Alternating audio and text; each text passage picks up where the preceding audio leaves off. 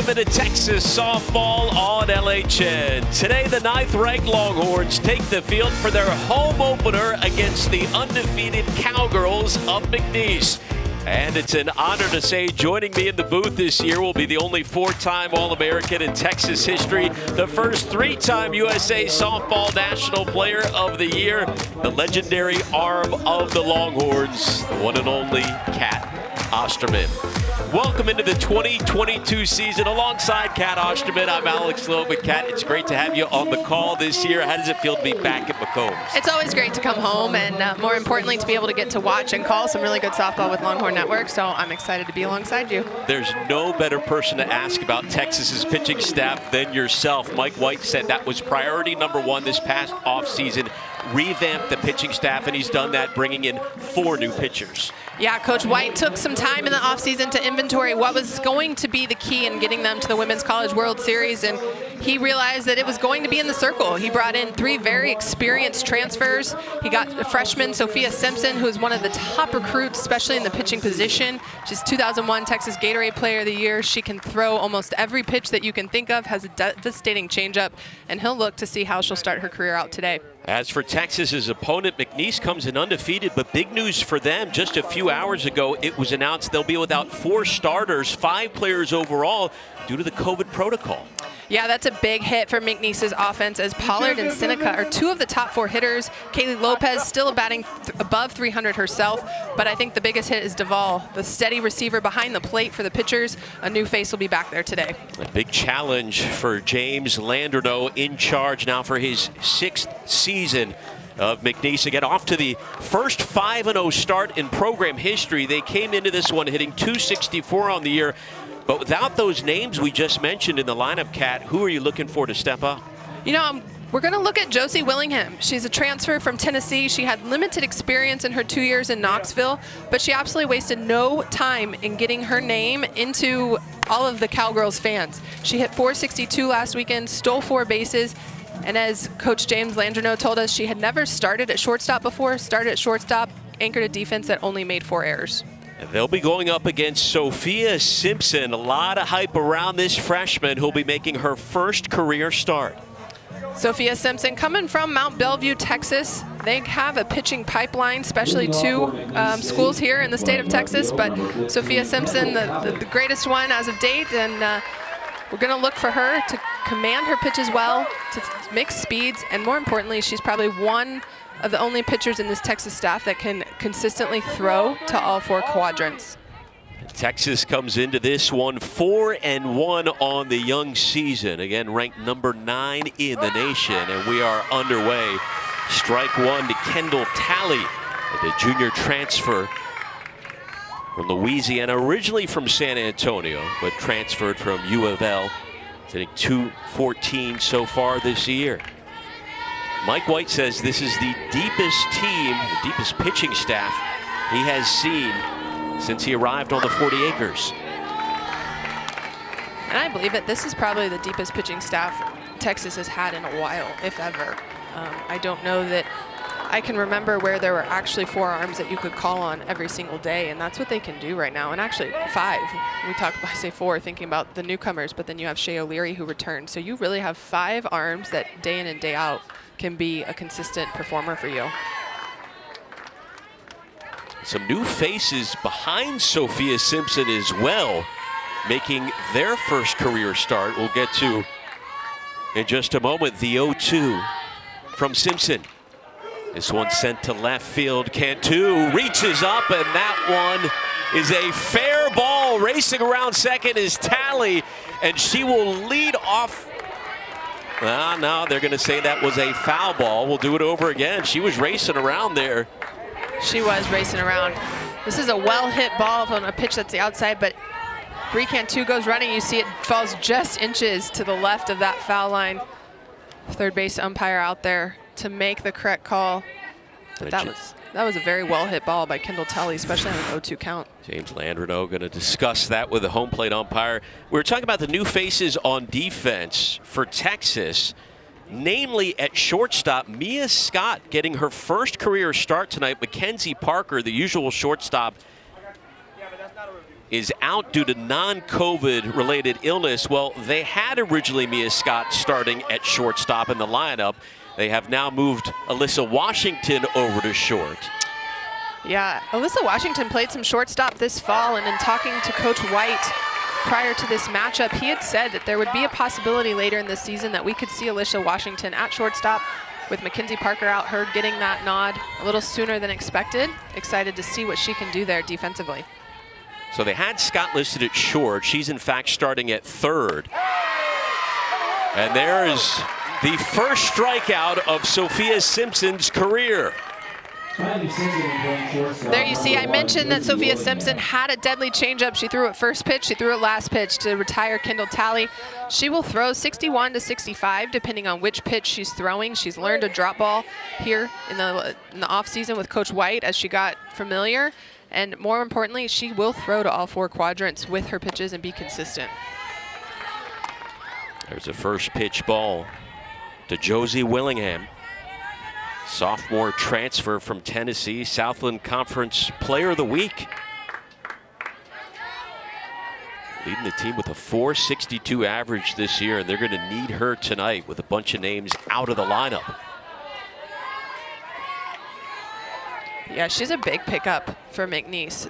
Coming from Tennessee, playing in the SEC, even though it was some limited chances, being able to just be in that environment where you're playing competitive softball day in and day out in one of the strongest conferences, you can only gain confidence. And for her to come in and be able to perform the way she did last weekend for the Cowgirls was huge.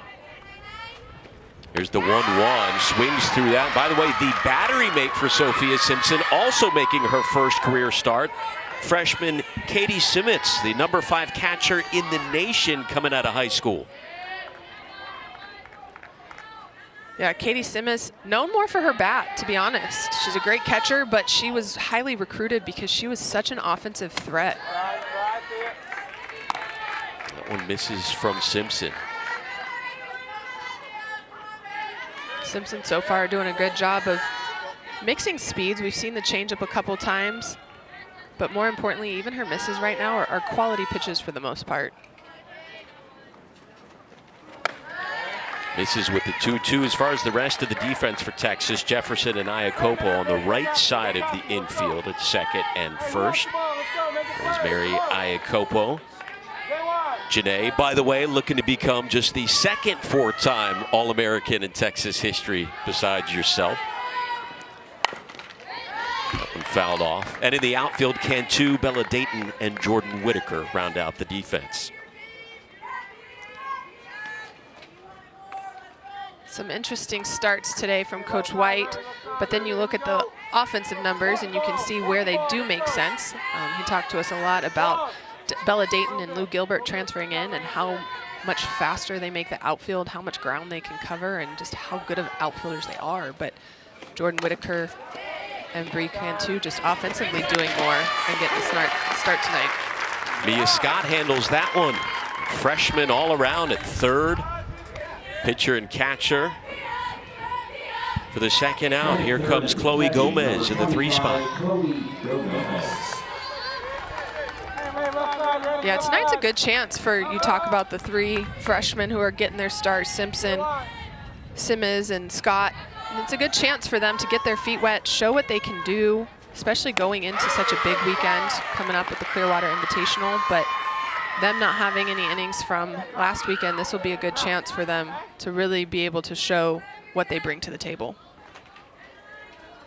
Simpson so far in her first start as a Longhorn, a strikeout and a ground out induced to head 0-1 here. Now 0-2. Sophia Simpson, number 2 rated pitcher in the country, coming to Austin. And the last game she actually pitched was here on this field in June in the 5A state title game, which she won, striking out 14 for Barbers Hill. Yeah, Sophia Simpson is no stranger to Texas softball.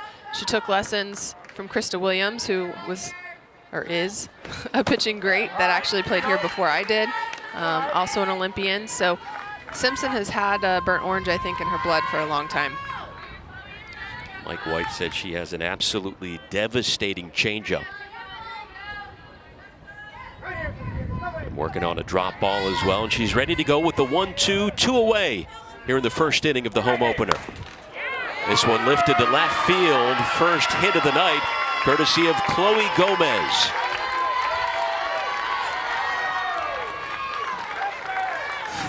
Simpson has a 1-2 count, and this pitch is just too good. You see it low in the zone and over the plate. Not sure if that's supposed to be a rise ball or a screwball, but just too good of a pitch when you're that far ahead in the count. But Gomez does a great job and jumps on it.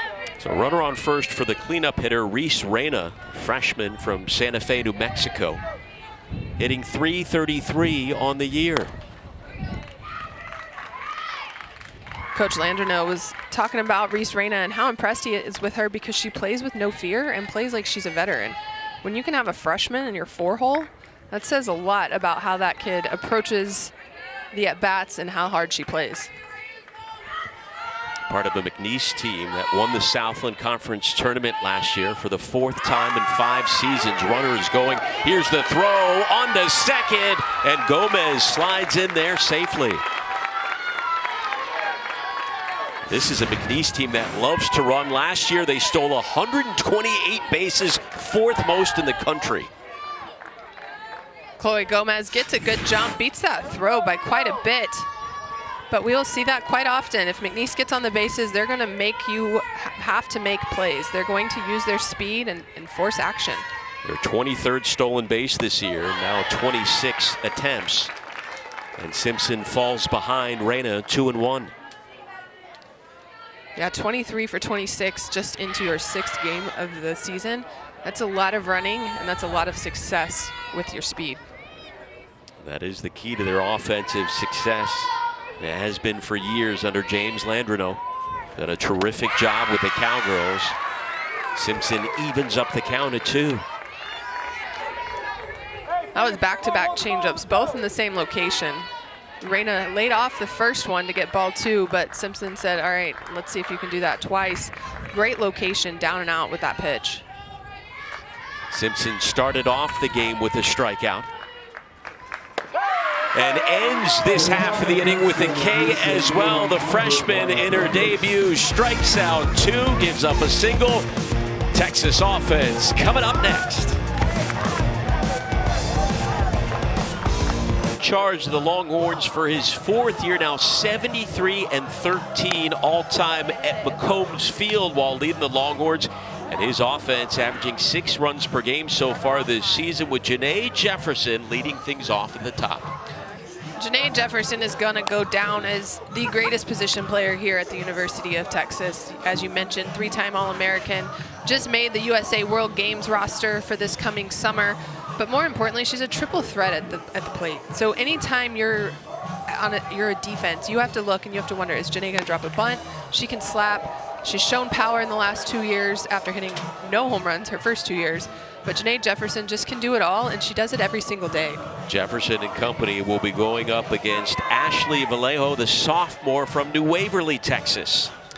Ashley Vallejo had an incredible weekend to kick off this 2022 season, going 2-0, not allowing a single earned run, but striking out 13 in 16 innings, which is an increase for her from last year. Coach Landreneau told us she started out the 21 season hot, battled some injuries, never really got back into stride, but he's liking the confidence she has right now and the way she started out this 2022 season. A big test here facing this Texas offense that last year put up the best batting average in program history when they hit .342, and they returned about 70% of that offensive production from a year ago, including Jefferson. Yeah, Texas under Mike White, but more importantly, once he hired Steve Singleton, you've just seen the offense continue to improve as they go. They have an aggressive style. A lot of times you'll look at batting averages. They don't necessarily look at batting average. They're looking at quality at bats. How hard did the ball come off your bat? And how disciplined are we, not only in the zone, but being able to, can we reach that pitch that's a little bit off and make things happen? At Texas, you mentioned the average, only hitting .274. Mike White said he'd like to see that improve, but they do have 7 home runs in their first 5 games. Jefferson starts off with a base knock.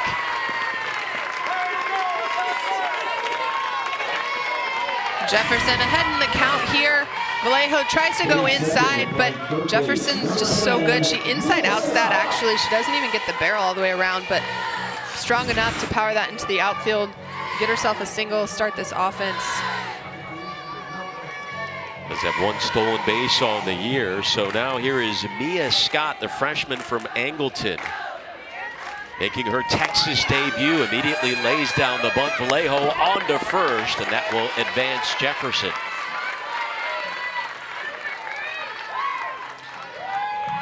Coach White probably eliminating some nerves there. Mia Scott's first at bat in a burnt orange uniform when it matters the most right now in season versus the fall, but taking a little bit of pressure off her and letting her bunt. He does talk about Mia Scott and her speed. Her and Bella Dayton are the two fastest on this team, so we'll see her utilize that short game throughout her career. Got the job done. Runner in scoring position. Now here's Courtney Day. An interesting story. Day is hitting .364, leading the team with 2 home runs. She's no longer pitching. Mike White said even though she wants to, he said, no, let's focus on hitting. And this is a player who White feels like could be a top 5 hitter in the lineup for the rest of her Texas career. Yeah, Courtney Day has shown that she can truly be an offensive threat. That one thrown away off the glove of Kaylee Cross, and both runners are safe for Texas. This is off the end of Day's bat. Vallejo does a great job to check the runner. She sees Janae's off the bag, but instead of throwing that, she should have run at Janae to make her make a decision sooner. Third baseman not expecting the throw. It gets past her. I think Coach White was a little upset that Janae just turned her back and went straight to second and didn't watch the play unfold, but nonetheless, they're not hurt. Yeah, she remains at second. You got Day over at first, Iacopa, and the throw to third, nobody was home, and Texas will grab the 1-0 lead in their home opener.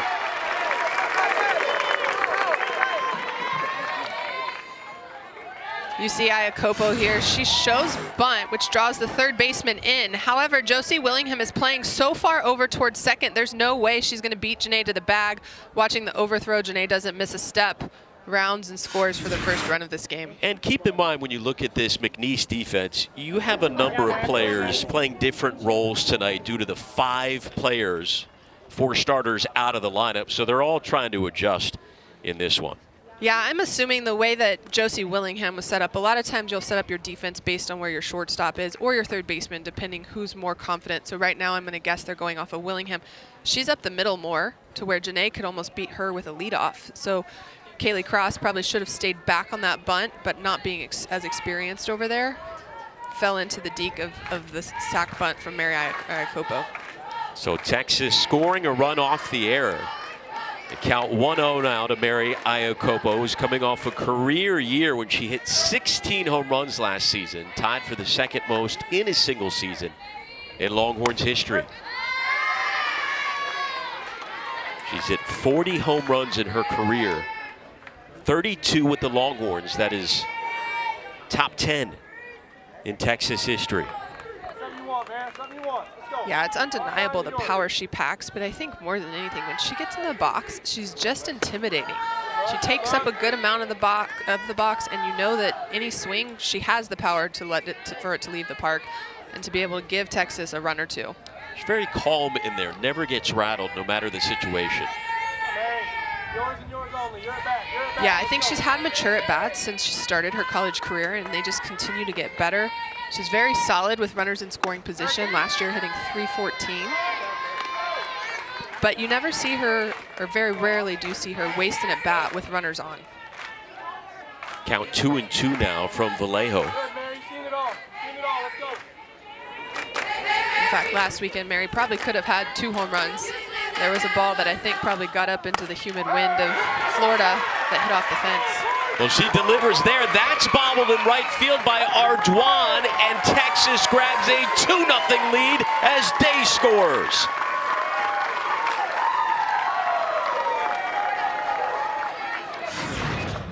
Mary Iacopo does a great job of just going with this outside pitch, not trying to do too much to get Day over to third. Day happens to be able to round as the right fielder bobbles the ball.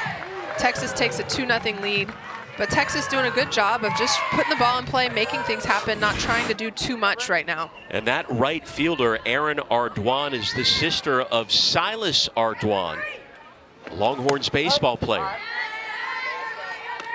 Well, Texas taking advantage of the break so far here in the bottom half of the first inning in their home opener. They've already brought home 2. Here is Bree Cantu getting the start in left field tonight. Looking at Texas after opening weekend, Bree Cantu was one that I had to do a little more research on. Like, obviously, we know she's on roster, but she hit well. She was in every game. Talking to Coach Singleton, give me something about this athlete. What does she possess? And he said she has been one of the hardest workers, continuing to work on her swing to where she can be an offensive producer. We obviously saw that opening weekend, but more importantly, he says she's the glue for the team. She's the one in there keeping everyone together, loosening them up. He said you'll see it occasionally. She's a little goofy too, but this is a kid that truly is just putting in the work in order to be able to find a way to get herself on the field, and that's why we see her in left field tonight. Tied for the team lead in RBIs. That one dropped momentarily, but Vallejo recovers for the second out. Runner advances to second.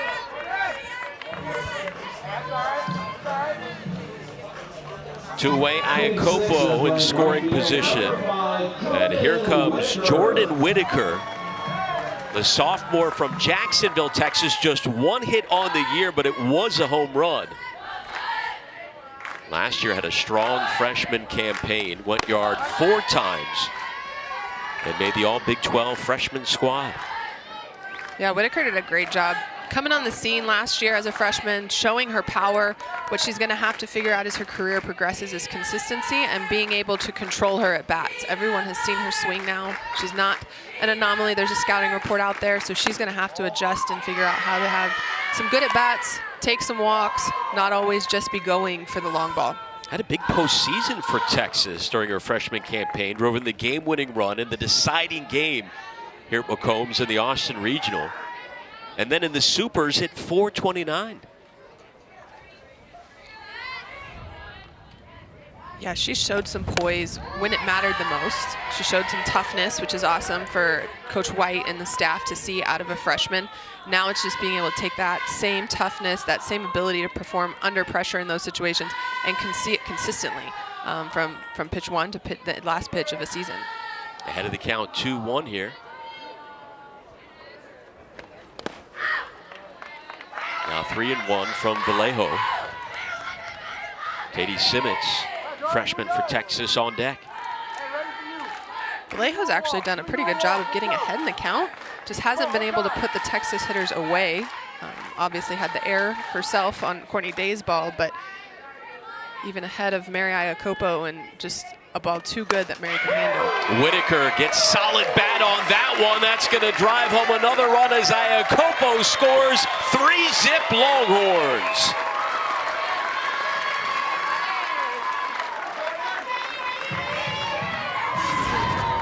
Another outside pitch from Vallejo that Jordan Whitaker just nails, and you see it kind of floated, and actually you can see from up here, knuckled, so the right fielder had to actually go back instead of in order to keep this in front of her. That hesitation to see if she could possibly catch it. She bobbles it just enough that Mary Iacopo can get home. Technically, that's the first RBI of the night for Texas, even though they've scored 3 runs, been the beneficiary. Some defensive miscues by McNeese. Here is Katie Simmons, the freshman, getting the start at catcher for Texas here in her Longhorns debut. Good position for Katie to come up in the fact that there's not a lot of pressure now that 3 runs have scored. She sees hitting. Hitting is a contagious thing. She can relax, know what pitch she's looking for. She was a tremendous power hitter in high school in Humble. 52 doubles, 32 homers, and 159 runs driven in. Yeah, she was known as a great hitter from a young age. Having coached at Texas State, she came on an unofficial visit as a youngster. You had your eye on her with that stat? Yeah, I think everyone did. Everyone in the country was watching the way she swung the bat. So, no surprise that she's in this lineup. Her first at-bat as a Longhorn, a patient one as the count goes 3-1. Yeah, it's fun having coached and obviously done the recruiting part of that job and seeing a lot of these athletes now becoming freshmen, sophomores, some of them coming in next year, and just how their careers have played out. Simmons retired for the third out, but the Longhorns strike first. 3 runs off 3 hits, and they take a comfortable 3-0 lead to the second in the home opener. Cowgirls coming off a 34-win season, winning the Southland Conference Tournament for the 4th time in 5 years. Check out the speed, 4th in the nation in stolen bases, led the country in double plays defensively. They returned 12 players from that squad, 12 new players this year, but a good balance of talent still left over from last year's squad. Yeah, Coach Landreneau talking about how his experienced players, even though some of them aren't always on the field for him, and quite a few of them weren't, they are today, but they weren't this past weekend, but they understand the culture of the program, and they're getting these newcomers in, and they're teaching them exactly how they do things, and he loves that because he says it makes them tough. It allows him to continue to coach hard when the best players can be coached the hardest, and then turn and look at the other players and be like, he's just trying to make us better, let's continue to go. They're buying into his beliefs. And it's extremely fun to watch when they're able to put balls in play. And as we saw in the first inning, they're going to run and force you to make some plays. Yeah, again, they're off to the best start in school history. Have never begun a season at 5-0. That's their record heading into this one. The 5, 6, and 7 hitters leading off the second against Sophia Simpson. What did you make of Simpson in her first career collegiate inning? Yeah, Simpson's doing a great job, one of mixing speeds. We saw quite a few changeups. Both strikeouts in that first inning were on changeups. She commanded the zone pretty well. I think the biggest thing occasionally when she's in ahead in the count, she's making pitches that are too good that the hitters can hit, and we saw that with Chloe Gomez's single. But overall, in your first start in this atmosphere here at McCombs, the nerves don't look like they're too high for her. How nervous were you during your first start here?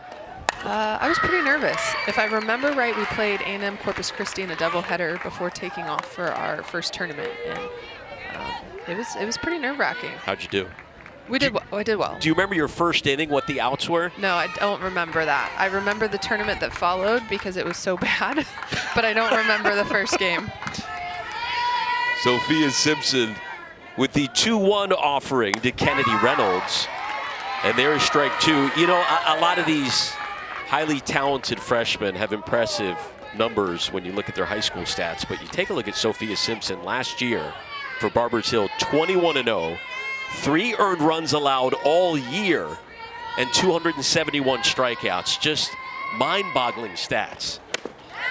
Yeah, to say she dominated would almost be an understatement. I know when you talk to high school coaches or even high school players, especially when Sophia was there, Mount Bellevue is not someone you wanted to see in the playoffs. And to be honest, year in and year out, I'm pretty sure there are quite a few teams that don't want to see that team when they're looking at their playoff run because they just continually have churned out some really good pitchers. Third strikeout of the day, second straight for Sophia Simpson. Sophia Simpson doing a good job of using that inside corner. That's the drop ball that Coach Mike White said that he's been working with her in this offseason. It's a little bit slower than her up spin. Not much, but just enough that it can throw hitters off and actually give her a third speed as she continues to attack these hitters. Has faced 5 batters, 3 strikeouts, a single, and a ground out. Here's Kaylee Cross. In her first game of the year, missed opening weekend due to COVID protocols. And again, in case you missed it, they have 5 more players out today due to those protocols. But here is Cross, and at bat number 1 of 2022.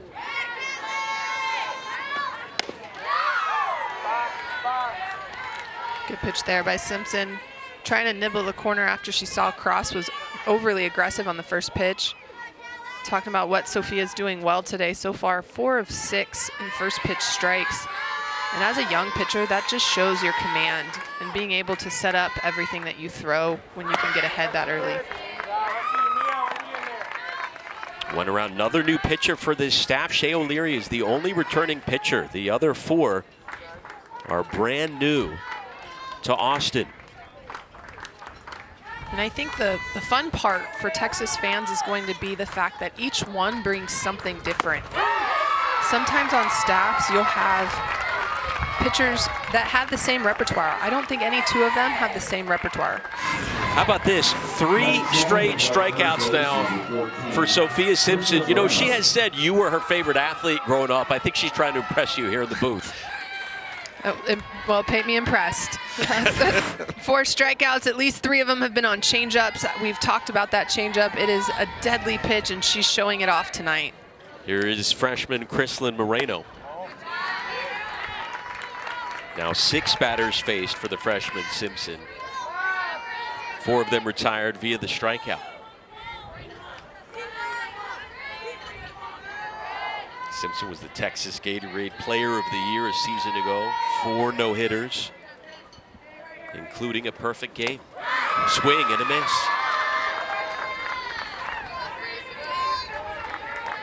And there you see when you're able to command the zone, hitters are guessing. And so right there, Chrislyn Moreno was guessing that Sophia Simpson was behind in the count, that she would throw something good on the outer half. It happened to be a changeup in the dirt, but because they're guessing, she swings in Sophia's favor. Crowd getting into it now as the count goes 1-2. Struck out Reynolds to begin the inning, followed that up with a strikeout of Kaylee Cross.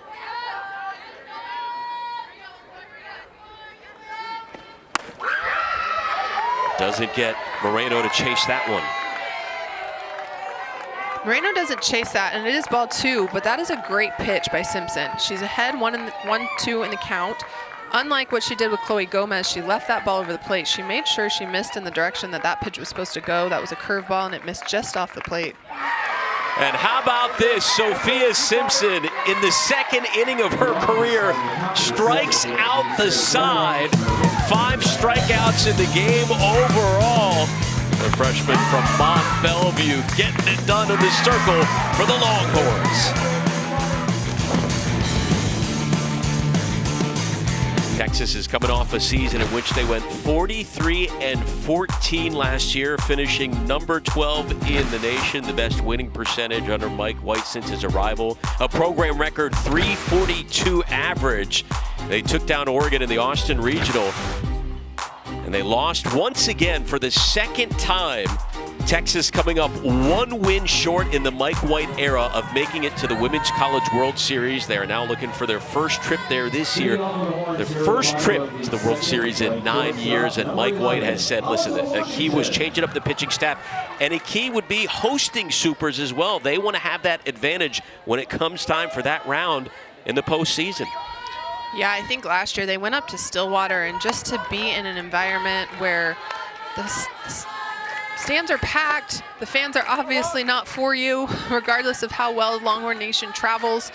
You know, it was just a rowdy place to play, and you could see that watching it on TV even. And so that advantage is something that is huge for the home team. And you know, I know in my career we were able to host super regionals. My first 2 years, actually, we didn't even have super regionals. We only had regionals. But you're dating yourself here now, Kat. I didn't want to say. But then once you went to supers and being able to host it and play 3 games in your own bed, all of that, it is such a huge advantage. And so Coach White looking to be able to put that resume together this year to where they are one of the top 8 teams, or they're the top seed out of the 16 that advanced to be able to host. Yeah, last year they lost in Stillwater. The year before, the postseason was canceled. And during his first season in charge here at Texas, they lost in the Supers to Alabama in Tuscaloosa. Here's Alyssa Washington leading off. She's actually leading the team in batting average right now, hitting .429. Watches that one cross the strike zone for strike 3. Vallejo going inside to get the out. She's been living on the outside corner when she needs to, but here's a great play screwball. Alyssa Washington thinking it's inside just a bit, but a good spot there for Vallejo.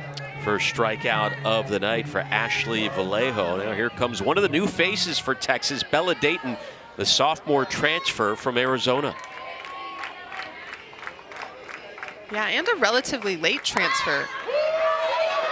He's down the bunt, it stays fair. The throw on to first, not in time. Dayton, one of the fastest players on the team, and showing off that speed to reach. Coach White saying the addition of Bella Dayton and Lou Gilbert work for not only for the outfield, but for speed as well. Bella Dayton drops this bunt. It's actually a little hard down the first baseline, but still able to beat the throw from first baseman Moreno.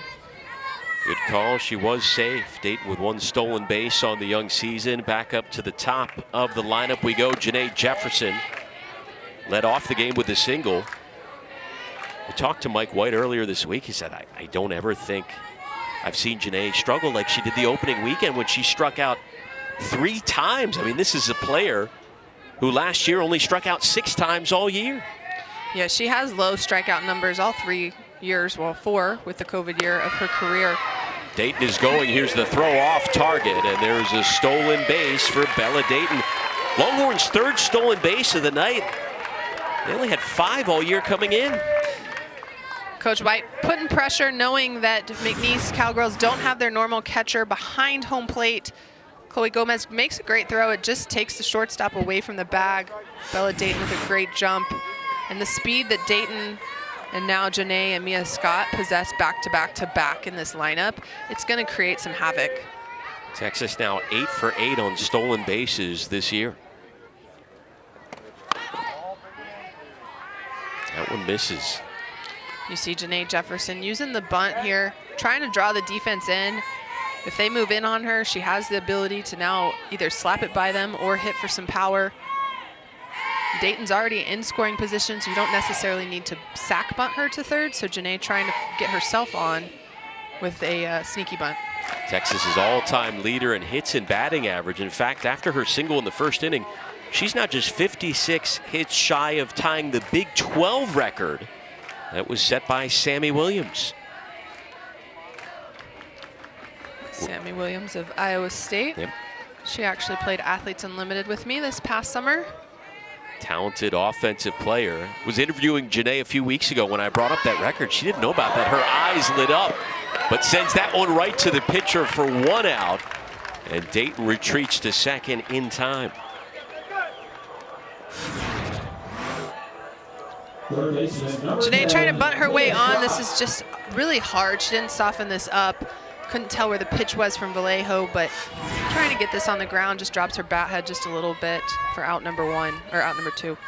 Here is Mia Scott, the freshman, who laid down a sacrifice bunt in her first career at bat in the first inning. During her high school career at Angleton, hit .607, including a .706 average last year during her senior campaign. Yeah, Mia Scott, another highly recruited athlete. Saw her as a youngster. You name the school, they were all watching her because of her speed. And again, she's going to follow in Janae's footsteps in the fact that she can be a triple threat. She can drop the bunt, she can run through the box, she can swing away. She has a little bit more speed than Janae does. Talk to Coach White, he talks about Bella Dayton's speed. You talk to Coach Singleton, he'll talk about Mia Scott's speed. So between the 2 of them, there's enough speed that one of them is obviously the fastest, but there's a debate between which one. Differing opinions on the coaching staff as that one sliced foul. Dayton already has a stolen base in this one. But talking about Mia Scott and everything she possesses, you know, she was invited to the junior national team tryouts this past year and had a great showing there. And so that just is a tip of the cap to what kind of athlete she is. She's rated the number 5 infield recruit in the nation. Behind 1 and 2 with 2 away. Count even up. Texas with 3 runs off 4 hits. All 3 runs coming in the first inning. 3 singles and a couple of McNeese errors led to the runs. Yeah, Texas really doing a good job of making things happen with short games, stealing bases, putting some pressure on the Cowgirls. And the Cowgirls starting pitcher, Ashley Vallejo, she still hasn't given up an extra base hit this year. 4 singles today, 5 singles on the season. Came in with phenomenal numbers, 13 strikeouts and 2 walks. And so far tonight, yet to walk a batter and has struck out 1.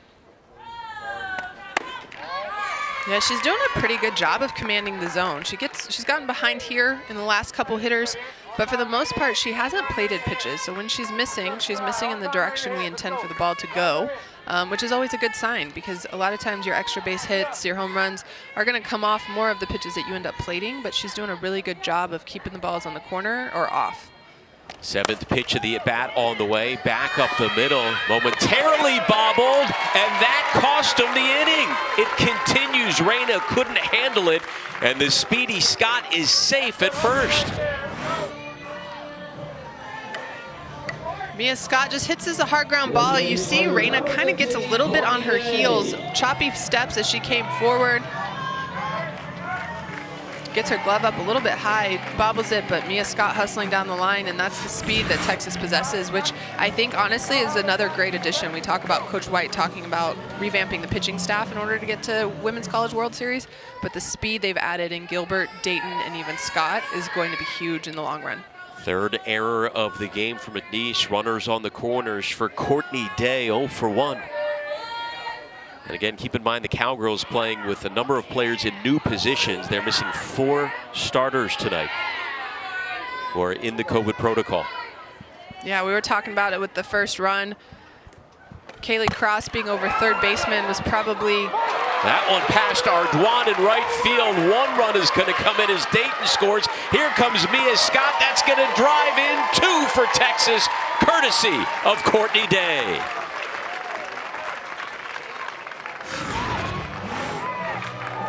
Majority of Texas's hits have been these opposite field hits so far today. Ashley Vallejo trying to throw a curveball, but Texas doing a great job of staying with it. Courtney Day driving this one hard over Ardoin's head, getting safely into second for the first extra base hit of the day, and the first one Ashley Vallejo has given up this season.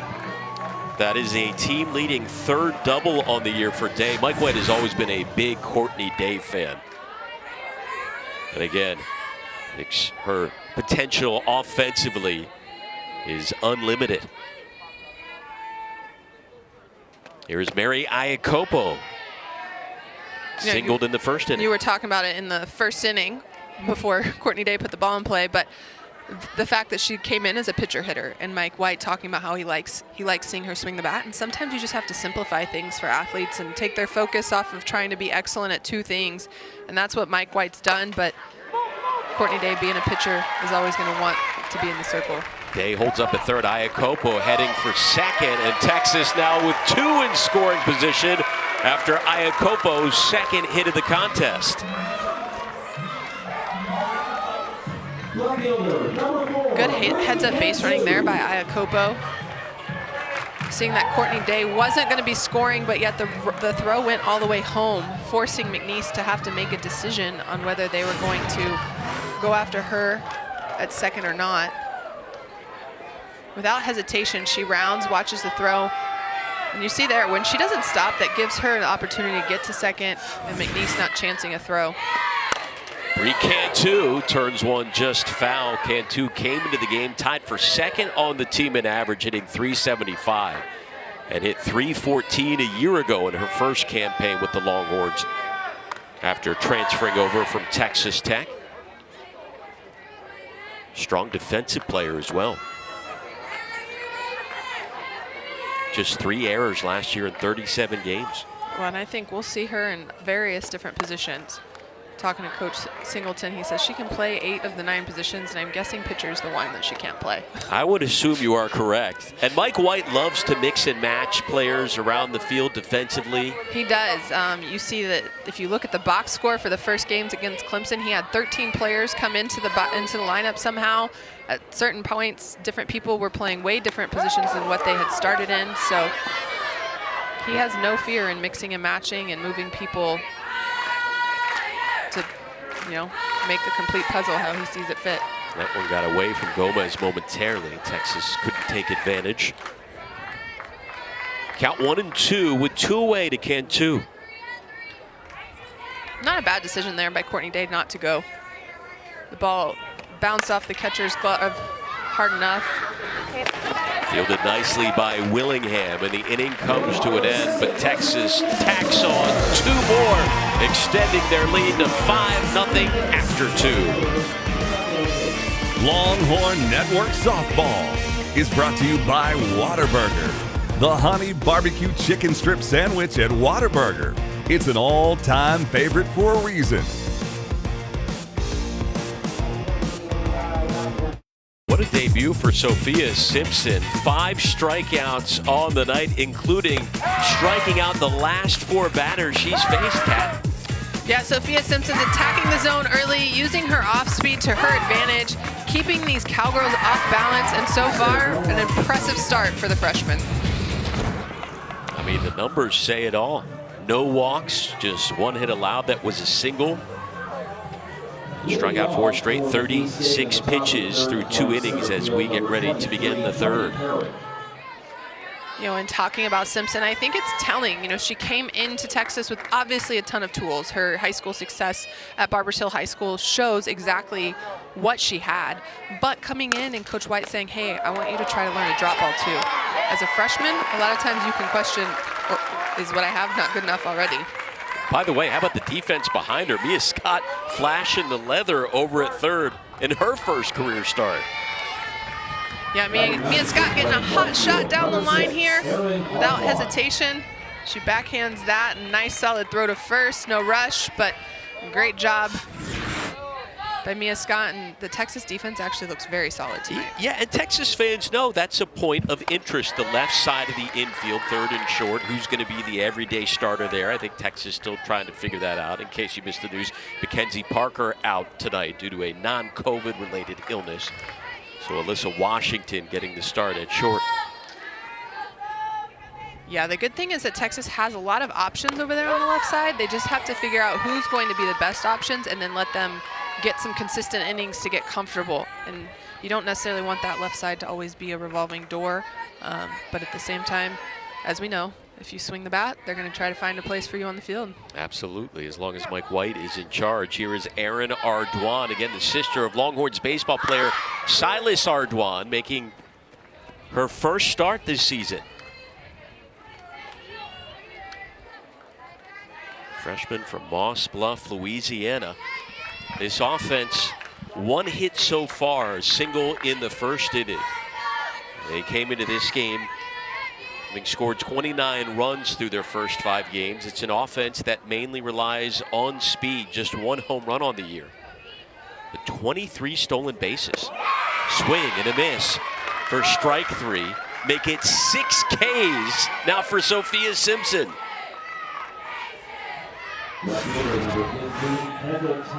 Simpson again using this, that time I believe that was a drop ball. Great little down movement on that, good placement. It just looks so different than everything she's throwing with upspin. So that's another offset of speed, not necessarily an off speed, but an offset that she can use to her advantage as season goes on. So her first time through a complete order in her college career, she strikes out 6 of the first 9 batters she faced. A couple of ground outs induced and a single given up. Back up to the top of the order, facing Kendall Talley now. Led off the game with a strikeout. Yeah, Sophia Simpson showing no nerves. Looks like she's up for the challenge that college softball is going to give her, but really able to use all of her pitches and all of her pitches well tonight, which is not always the case in your debut. Bounced off of Talley. Texas's pitching staff came into the game with an ERA of 1.27. Strong appearances by Estelle Chack, the transfer, Logan Hewlin coming over from Houston, and Haley Dolcini, who looks to be the ace of the staff this year. There is Hewlin warming up in the pen. 0-2 with 2 away. Yeah, after opening weekend, Dolcini was the headliner. She went 2-0. She had through some great games, showed her, just showed what she's capable of, why she was so successful at Fresno State. Janae Jefferson saying that Dolcini was kind of the missing piece. She has that edge, that passion, that confidence and swagger. Talking to her before the game, she's like, why wouldn't you have that swagger if you're a pitcher? So love to hear it, but she definitely was the talk of the weekend for Texas. Second hit of the night given up by Simpson, a base knock for Kendall Talley with 2 outs.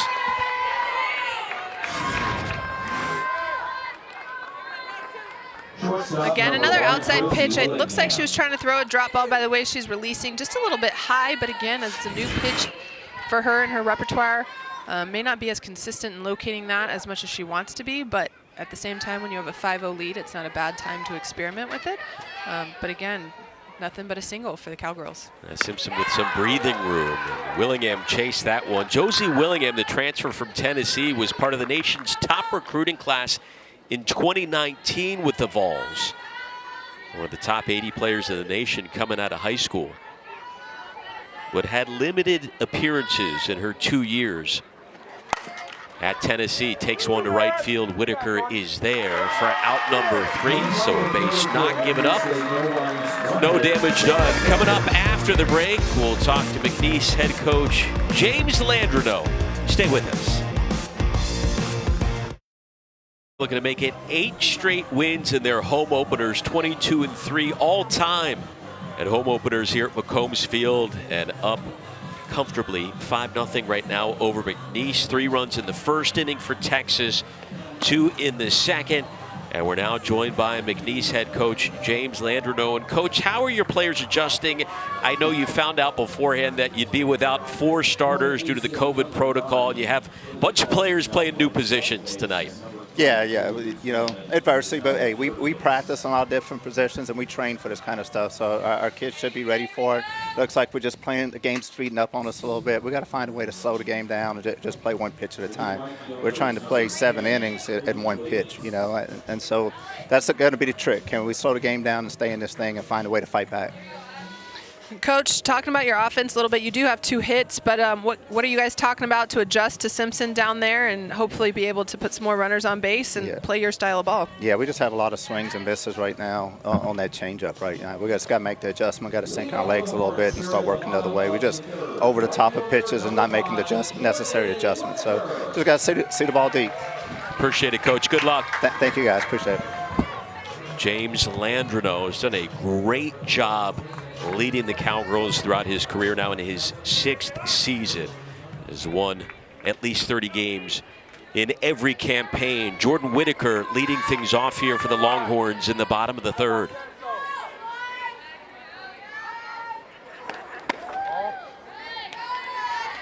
Whitaker drove in a run with a single in the first inning. The Longhorns with 6 hits, 5 of them singles.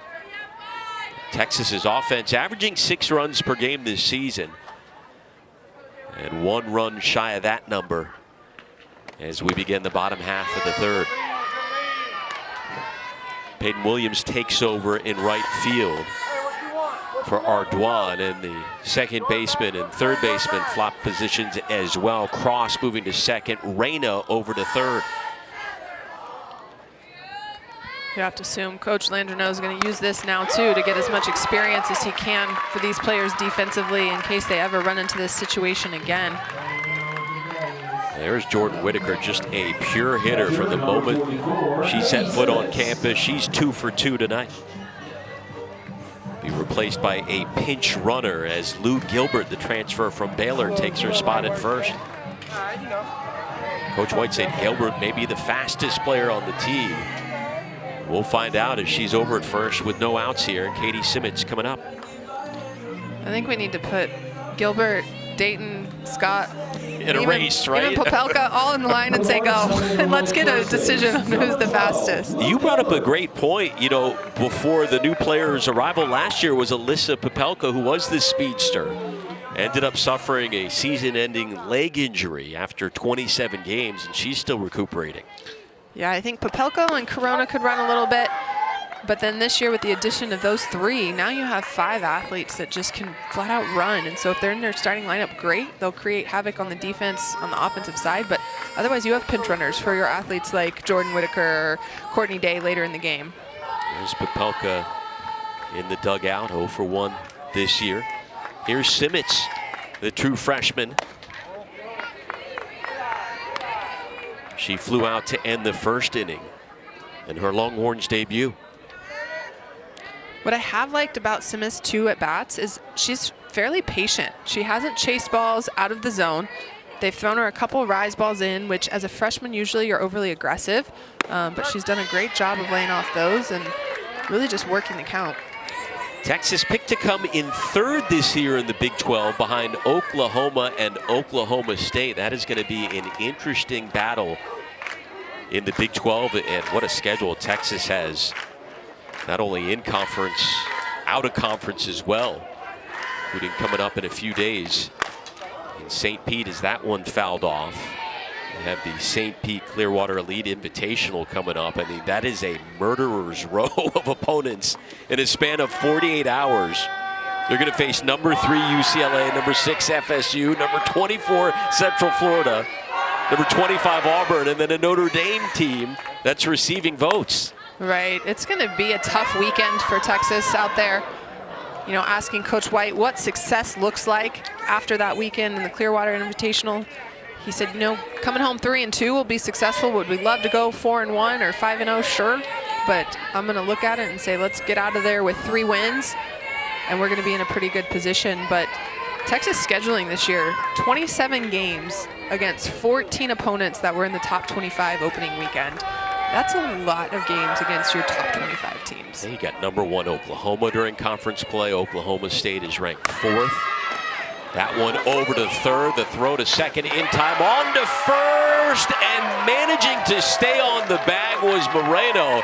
Again, this team led the nation in double plays a year ago, and they pull it off here. There will be a discussion, however, as Mike White not thrilled with the call. This was a hot shot to Reyna at third base. She does a great job of getting the ball to second. Pulled her foot off the bag. Yeah, and Kaylee Cross actually makes that turn really fast for a throw that stretched her across, but not so sure Moreno kept her foot on the bag there. Now, there will be challenges and reviews in conference play. Yeah, conference play, replay review, and challenges from coaches are going to come into play. I think preseason schools and teams have the choice of whether they utilize it or not. Mike White says, how about we break that out right now? They will rule the double play. She might have fallen off after she had control of it. Looked like she might have been on the bag with control for a split second. 2-way for Alyssa Washington. Nonetheless, a double play for McNeese as they continue to try to defend their title of best double play turners in the country. But a great hot shot off the bat of Simis, just right at Reyna. Smart move by James Landreneau, switching the second baseman and the third baseman. Reyna started off the game at third, but moved her over to second just in time.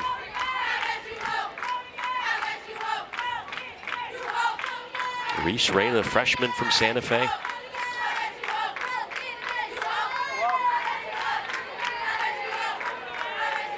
Washington hitting .375. You talk about Landreneau making some changes. The other change you see here is not only did he move Reyna to third base, but he moved Reyna off of third base. Texas has quite a few hits in that 5-6 hole, which is where Sism actually just hit the ball. But moving Reyna off into that corner, into that hole, actually took away what would have probably been a single in the first couple innings. Great play, paid off.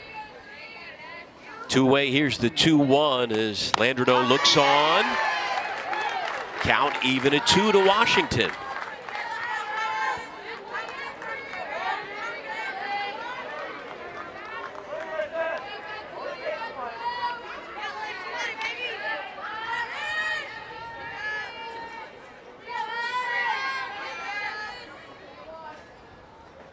Two with 2 away, lifted to left field. Tally makes the grab.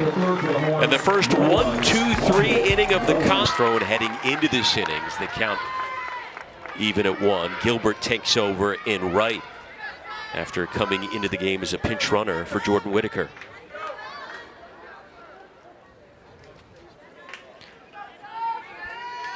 Earlier I mentioned that Sophie Simpson knew Krista Williams. I actually said Krista was her pitching coach. I have been corrected. Soph's mom was actually a pitcher herself. She pitched at Alvin and Southeastern, and she actually holds the strikeout record at both places still. So mom was her pitching coach, as well as Kurt Hall, who's kind of the big pitching coach down there in Mount Bellevue. But obviously when you grow up with your mom as a pitcher, I think you're destined to have some type of work ethic in the circle. Well, speaking of Mont Bellevue and Barbers Hill, the high school, what is with the pipeline there for talented, I mean, not only pitchers, Randy Rupp, Sophia Simpson, you have Charlie Collier, former Longhorns basketball star, who played there as well at Barbers Hill. What's in the water there? Yeah, they have some athletes down there. You talk about the pitching pipeline. Obviously, Sophia Simpson here, Jessica Mullins at Texas State, Randy Rupp, who was at Texas State when I was coaching there, Chandler Hall, who Kurt Hall's her dad, who's now teaching pitching down there. She was another product that was at Texas State. And actually, Amber Hall, who played here with me, didn't go to Barbers Hill, but obviously the older sister of Chandler Hall, so she's from down in that area as well. Simpson, the latest product, and making Mont Bellevue look good. That is now strikeout number 7 in her Longhorns debut. You know, I think the most impressive thing right now that I see out of Simpson, other than just being able to control the strike zone, is her strikeouts are coming either on her changeup or this new pitch, her drop ball. So she's used to being an up ball pitcher. She threw a lot of rise balls in high school and even travel ball coming up with the Bombers. But being able to now learn a new pitch and use it as your strikeout pitch, that's a huge adjustment. Awfully impressive. Now facing Reese Reyna, who she struck out to end the first inning. 7 of the 12 batters she has faced have been strikeout victims, and the only hit she's allowed been a single in the first inning and a single in the third. That's it. And we know after watching this Texas team the past few years under Mike White, the offense will be there. The question is, how will the pitching be? Starting off this season strong, especially Sophia Simpson. Washington in the hole, not in time. Good speed by Reese Reyna, and she's aboard. Yeah, this ball just takes one too many hops before it gets to Washington. You see she barely takes a step as she makes to throw, but Reyna and her speed get herself safely to first. Third hit of the night for McNeese. They're getting out hit 7-3. Here's Kennedy Reynolds, 1 hit on the year, 1 for 10. But it was a home run. In fact, the only home run McNeese has hit all year. Quick throw back to first. Reyna in time. Great heads-up play there by Katie Sissom, knowing that McNeese runs, they're going to be aggressive. Reyna not expecting it, having to dive back. But, you know, as of late, McNeese has really been a team that puts pressure on defenses. They run, hit and run, they bunt, they try to make things happen. Normally his lineup is more lefty hitter dominant, so you see a lot of slappers. Not a ton of power. And again, with that, you know, I did their last game in the regionals a year ago, and I was going back looking through the scorecard and the lineup, and a lot of new faces tonight, especially when you consider there are 4 more starters out. I mean, there's really only 1 player in the starting lineup tonight who started in that last game a season ago, Tony Parent. Count 3-0 from Simpson to Reynolds. Yeah, only her third 3-ball count so far tonight. Doing a good job of attacking the zone. This is a situation, though, with 1 out, already a runner on. Want to try to force a hitter to swing the bat. In there for strike 1.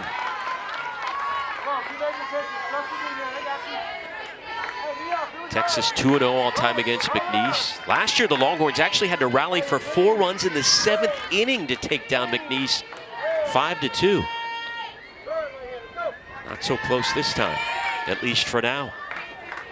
Right, you have to wonder if they were at full strength with those 4 athletes, if this game would be any different. Obviously, we talked about Jill Pollard and Seneca being 2 of the top 4 hitters. Both possess some speed, so could be a different ball game with those athletes, but that'll have to be a decision for possibly postseason. Again, half of this season's offense practically out tonight due to the COVID protocol. Moments ago, Kennedy Reynolds reaching off the first walk of Sophia Simpson's career. Here's Kaylee Cross, struck out earlier in the game, but delivers with a base knock to center. The runners will hold, and the bases will be loaded with 1 away here in the 4th inning. Now you're getting through the second time in the lineup. We heard Coach Landreneau talk about getting in their legs, being able to either stay with the off speed or attack the other stuff. They're doing a good job right now of attacking the hard stuff. She just takes a high pitch and drives that up the middle. That's a great point, Kat. Second time through the order. 4 of the 6 McNeese batters have reached now against Simpson.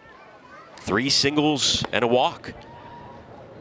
Yeah, and as a pitcher, as your career goes on, that's the fun part in the game within the game, that you have to try to figure out, okay, what am I going to do different, or what is working that I'm going to stick with. Haven't seen as many off-speed pitches right now the second time through. If they're not hitting it, that's a pitch I would stick with. But at the same time, Coach Mike White calling the pitches in, the mastermind behind a plan. He might be trying to work on a couple things with Sophia Simpson, but she's going to have to learn how to keep adjusting or just pitch a little bit better by inches when you get second and third time through orders. First time tonight, McNeese has had a base runner reach third. First big test of Simpson's young career. Bases loaded for Chrislyn Moreno. Moreno struck out to end the second.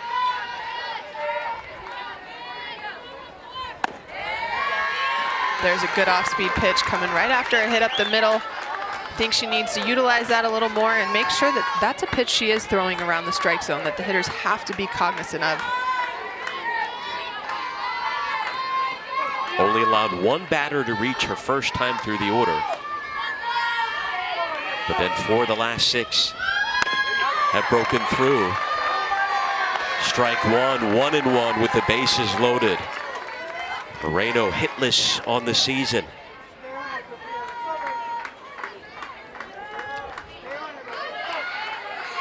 Two of McNeese's 3 hits. Coming this inning, here's the 1-1. And Simpson now ahead, 1-2. Simpson going hard inside. Trying to get Moreno to possibly roll over a ball. Could get a double play to get out of this inning. But this really the first pressure situation that Sophia Simpson has been in. So far attacking the zone and showing some poise.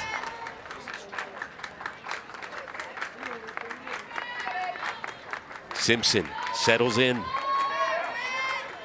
The 1-2, got her! Big strikeout, number 2 for the freshman, and her 8th K of the night.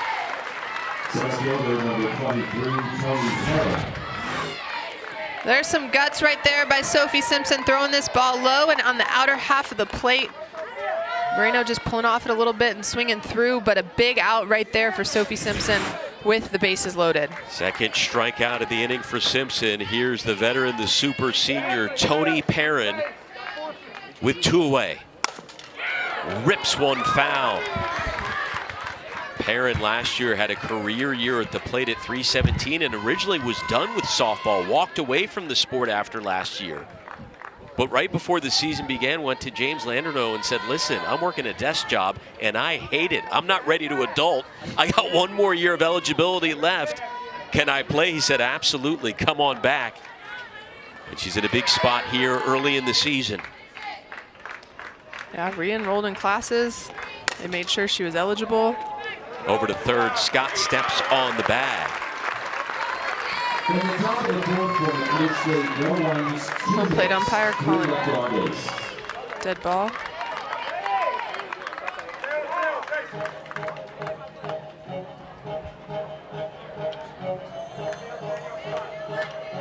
And the umpire saying, hold on just a second. Not quite done yet. Texas was ready to celebrate. Thought they got out of a jam.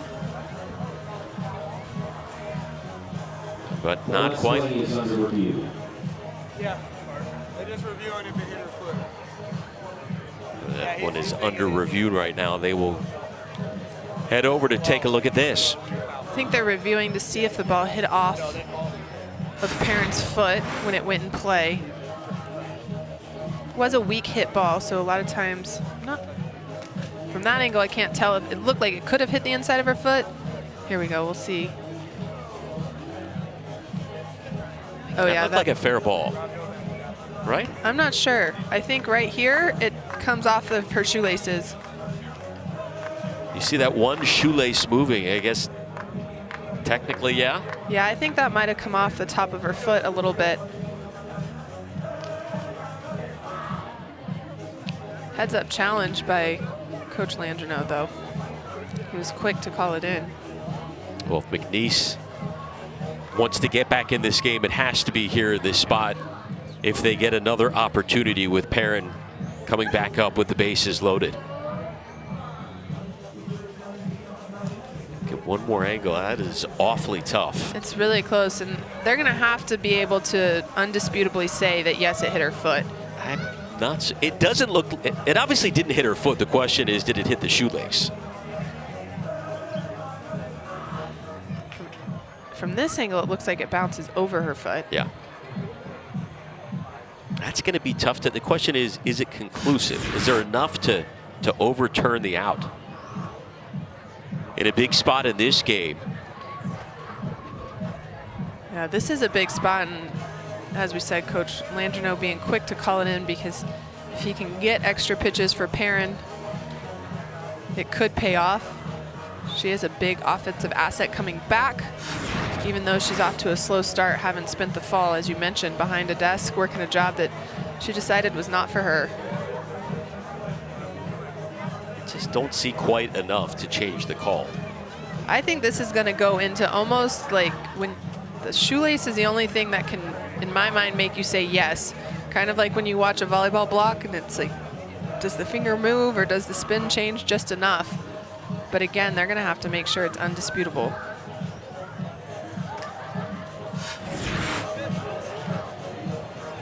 McNeese had mounted their biggest threat of the night. Bases loaded originally with one out against Sophia Simpson.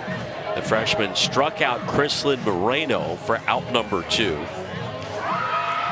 And the call stands. Perrin grounds out to end the inning with the bases loaded. James Landreneau not thrilled.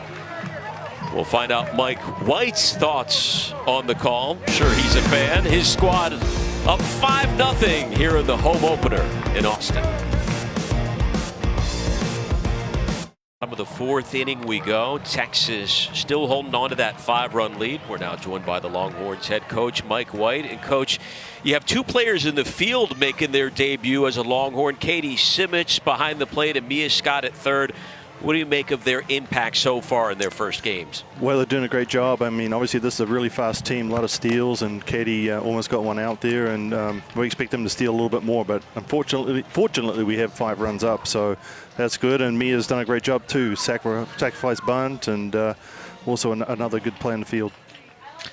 Coach, Sophia Simpson making her freshman debut. We've seen her obviously dominate the first couple innings, gotten a little jam there. Double question, what did you go out and say to her? And then what have you liked that she's done so far in this game? I just thought she started to get the ball up in the zone a little bit, with her drop ball, and enabled them to get some hits. So just make sure she stayed focused. She may have started to think ahead a little bit, being a freshman, but, her changeup's working really, really well. And also the drop ball when it's down, it's great. All right, appreciate it, Coach. Thank you. Welcome. Thanks, Coach. Mike White and the Longhorns out hitting McNeese 7-4. Dayton Jefferson and Scott getting ready to lead off the bottom of the 4th inning. And, before we went to break, Kat, we saw the challenge system, the newly instituted challenge system, go into effect here with James Landreneau arguing the call. Did not win that.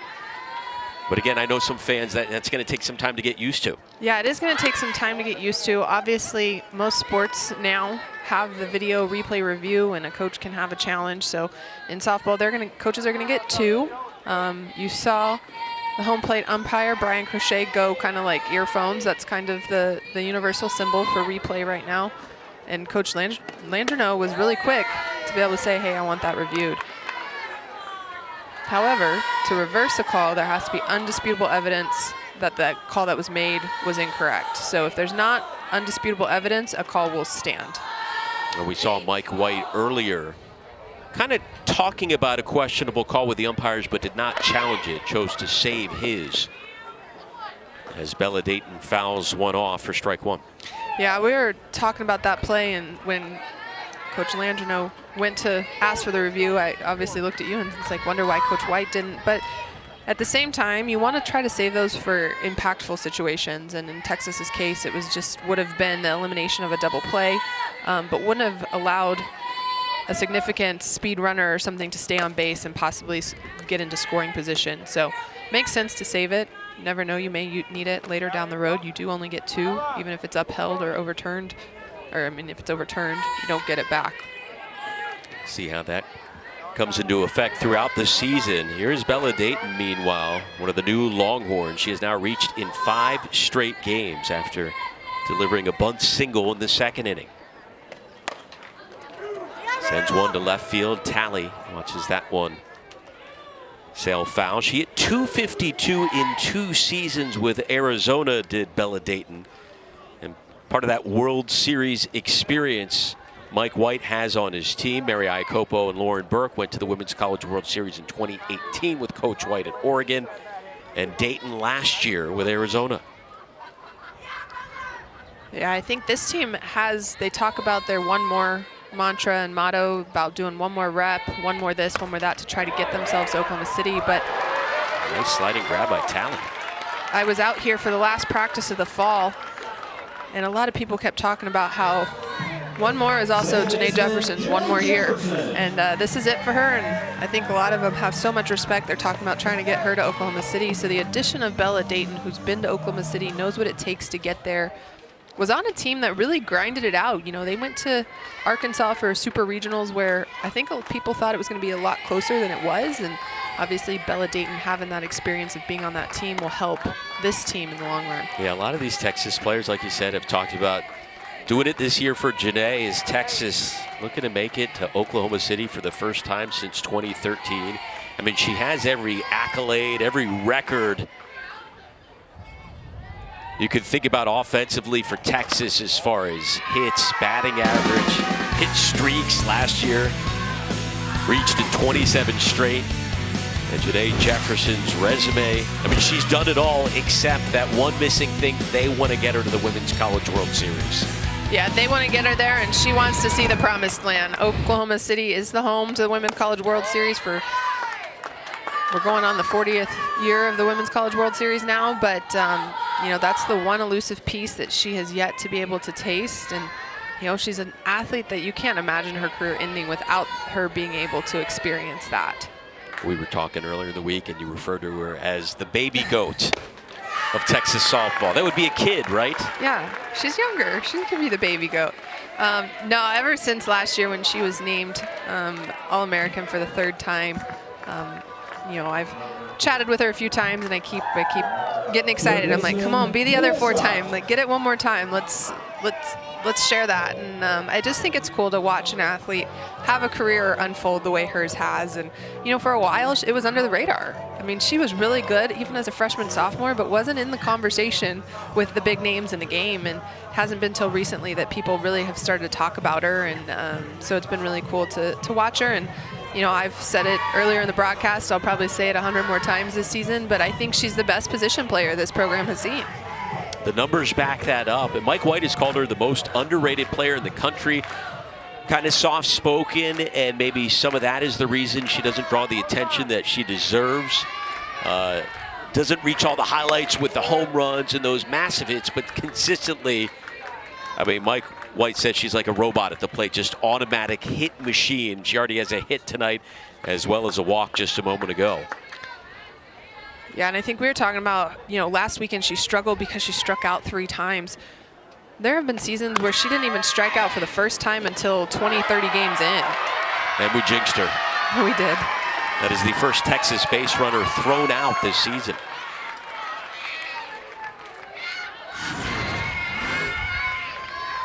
Janae getting a good jump, but Chloe Gomez takes this pitch that actually leads her up in the zone, makes a great throw over to second base, and Willingham applying a great tag. Willingham doing a great job of blocking only the inner half of that base, forcing Janae Jefferson to go outside, but great play by the defense of McNeese. Here's Mia Scott taking one into the gap in right center. That is going to be the first hit of her career, and she's trying to make it a triple. She is safe. Mia Scott, the true freshman, with a triple here in the 4th.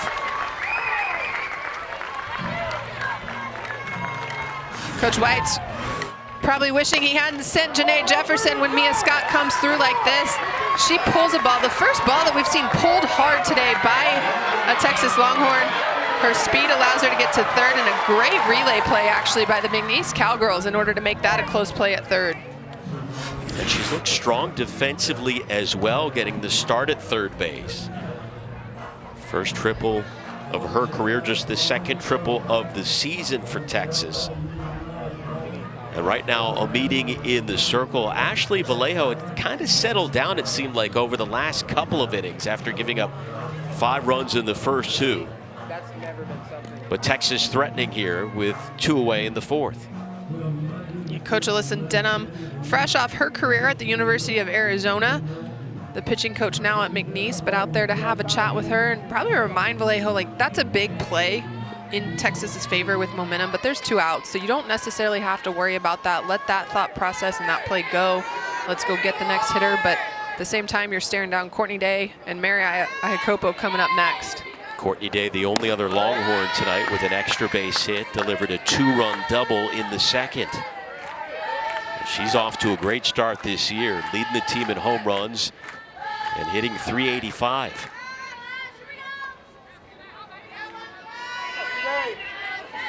Talking about that triple from Mia Scott. Great piece of hitting coming after Vallejo had thrown 6 straight balls. She walked Janae Jefferson, got 3-0 on Mia Scott. And even in that situation, Mia Scott making sure she got a pitch she could hit hard, and hit it hard she did. Now laboring a bit here in the 4th inning behind Day.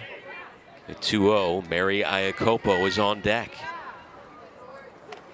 That one gets past the catcher, Gomez, and in to score is Mia Scott. The first run scored of her career. Longhorns go up 6-0. Looks like Vallejo actually tries to throw an off-speed pitch, and it gets up and away from her. Chloe Gomez trying to get it off the ricochet from the wall.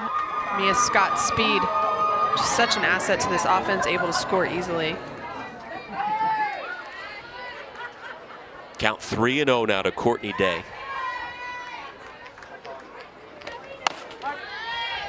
You talk about Vallejo laboring just a little bit. She's getting deeper in the counts than she did in the first couple innings. But these hitters have also seen her now twice. We're going the 3rd time through the order. She knows she has to try to show something different. Might be trying to be too perfect and making sure pitches aren't over the plate after Texas has done a really good job of being able to hit her pitches. She's thrown some really good curveballs and screwballs, but Texas just really able to reach them and barrel them up. She came into the game having thrown 16 shutout innings so far on the season. Hadn't given up an extra base hit and only walked 2, but again facing one of the tougher offenses in the nation. The Longhorns averaging 6 runs per game this year, right at that number here in the 4th. Day over to Reyna. The Longhorns retired, but they tack on 1 more. 6 runs off 8 hits for Texas. Up 6-0 after 4.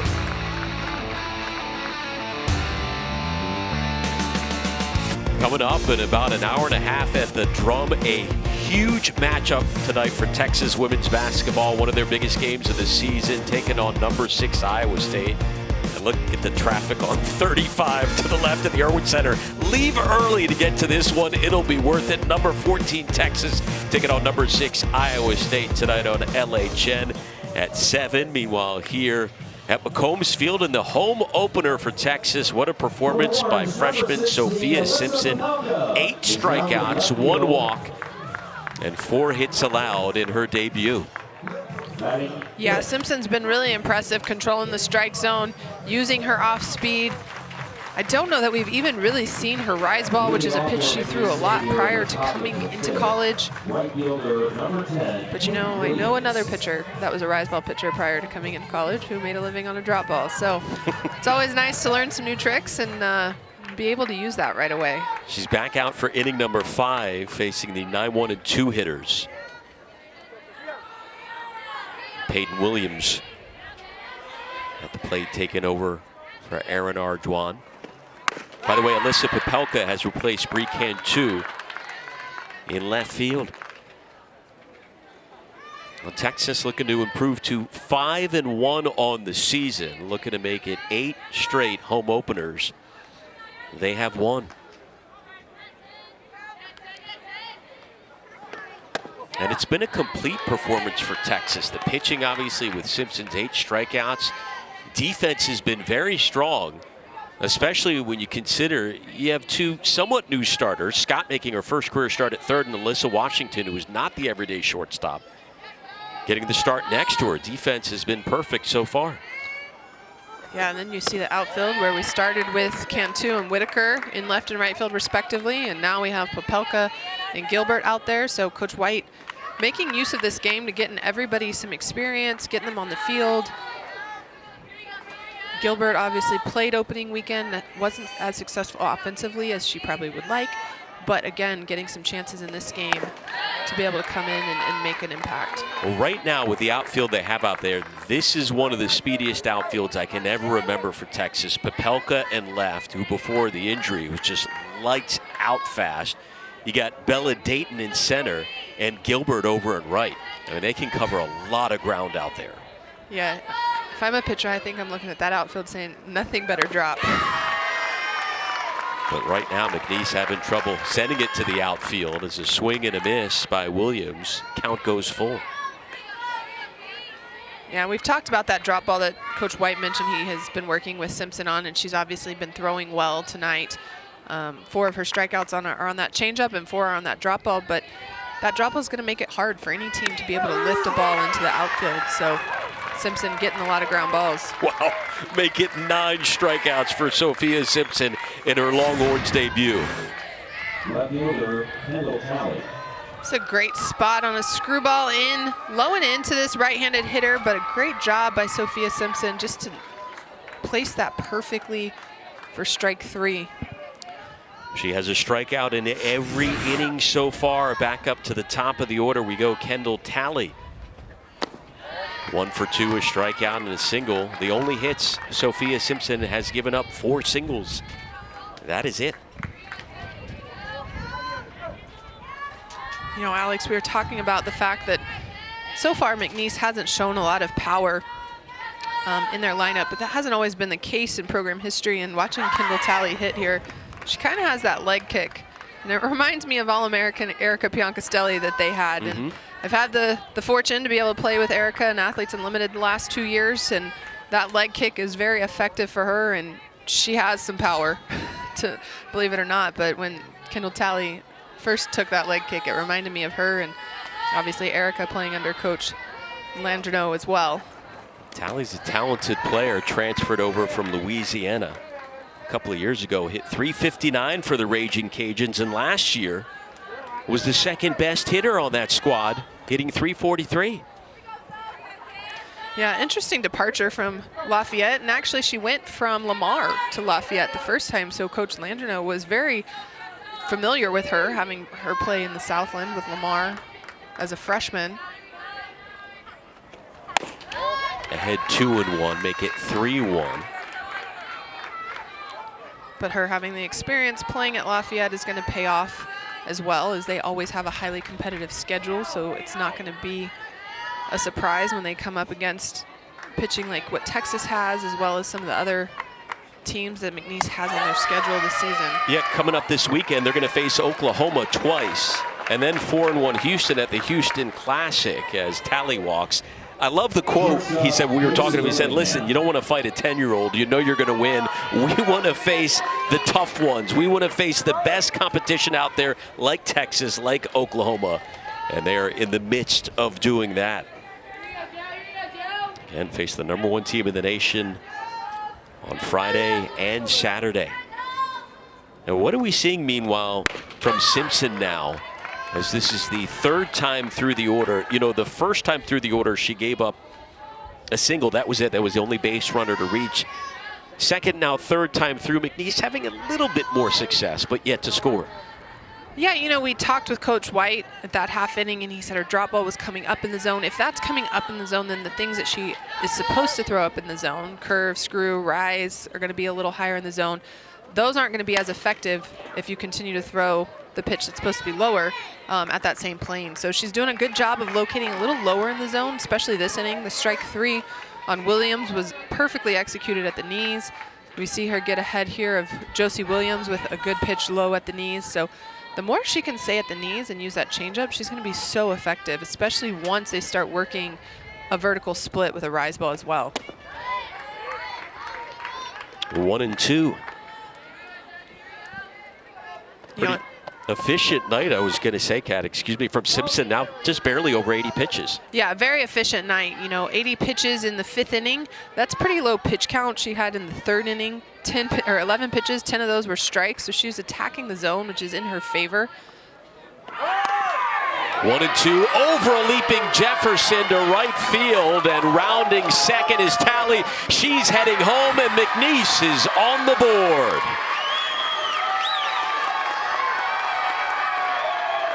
We talked about Josie Williams being the hitter that needed to step up for McNeese. With Kendall Talley on first, she does right here. That's a pitch left over the heart of the plate and about mid-thigh high, and Josie Willingham does a great job of driving this to right field. However, Lou Gilbert rounds it, but with a bobble enough that allows Kendall Talley to continue from third base home. So they're actually going to rule that a single, and then E9 on Gilbert in right field. Yeah, I think without that bobble that Gilbert had, Kendall Talley stays at third base, and we have a 1st and 3rd situation. Well, the second, now 3rd time through the order for this McNeese offense. Like we said, starting to break through.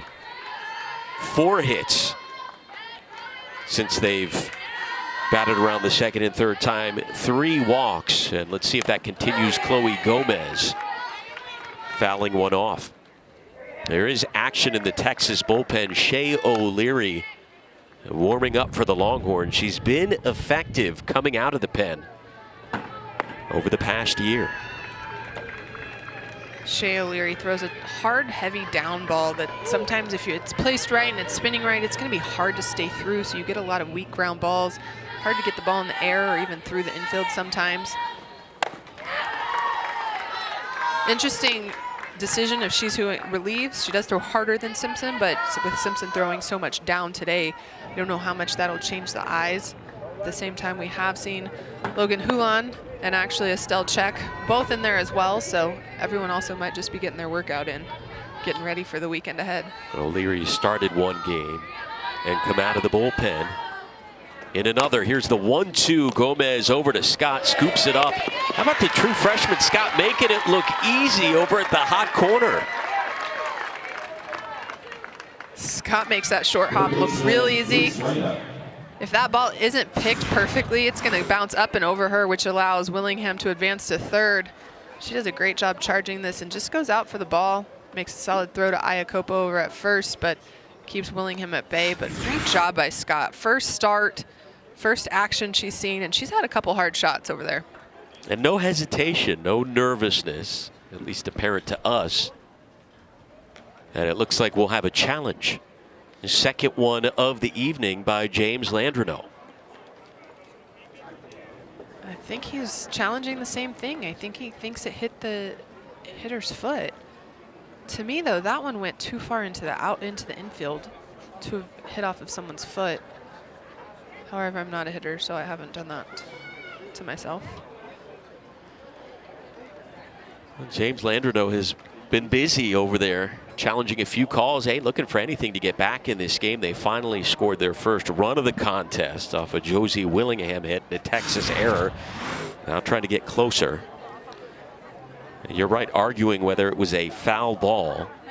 He did not win his first challenge of the contest with the bases loaded when Perrin was ruled out. You see Chloe Gomez as she runs through first base, point at her knee.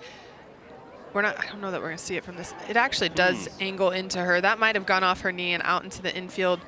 The side view would show if the ball angle changed a little bit better, but here we go.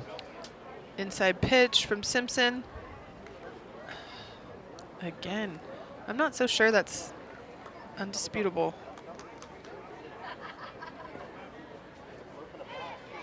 It looks like it goes right in front of her left foot. I mean, you could see it bounce out of the dirt. That is going to be tough to overturn again.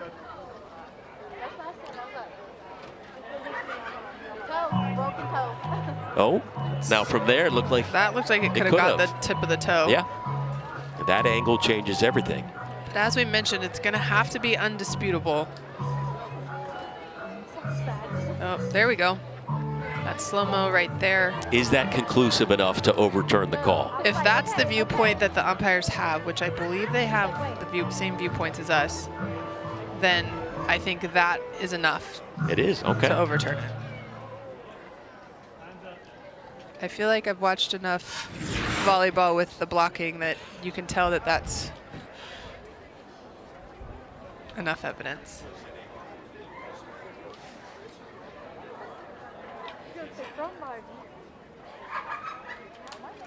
All right, so they've seen enough. Let's await the official decision. Call is overturned. So Gomez is safe. Or at least we'll get another opportunity at the plate. Good enough for James Landerneau. He's now 1 for 2 on his challenges. Runner over at second. But again, we talk about like when you want to use that challenge and when you don't, and that's an extremely useful opportunity in the fact Chloe Gomez, who has a single tonight, gets another chance to swing the bat with a runner in scoring position, could continue this rally for McNeese simply because of that one overturn. That was pitch number 90 on the night, and it bounces in the dirt to even the count at 2 with Willingham over at second. Simpson 9 strikeouts, couple of walks, and the only run allowed unearned.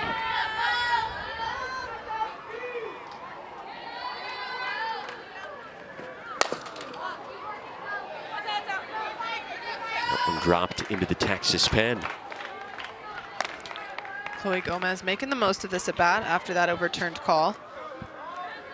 We see Simpson continuing to work down in the zone, trying to use her off speed, that short hop the catcher for ball 2.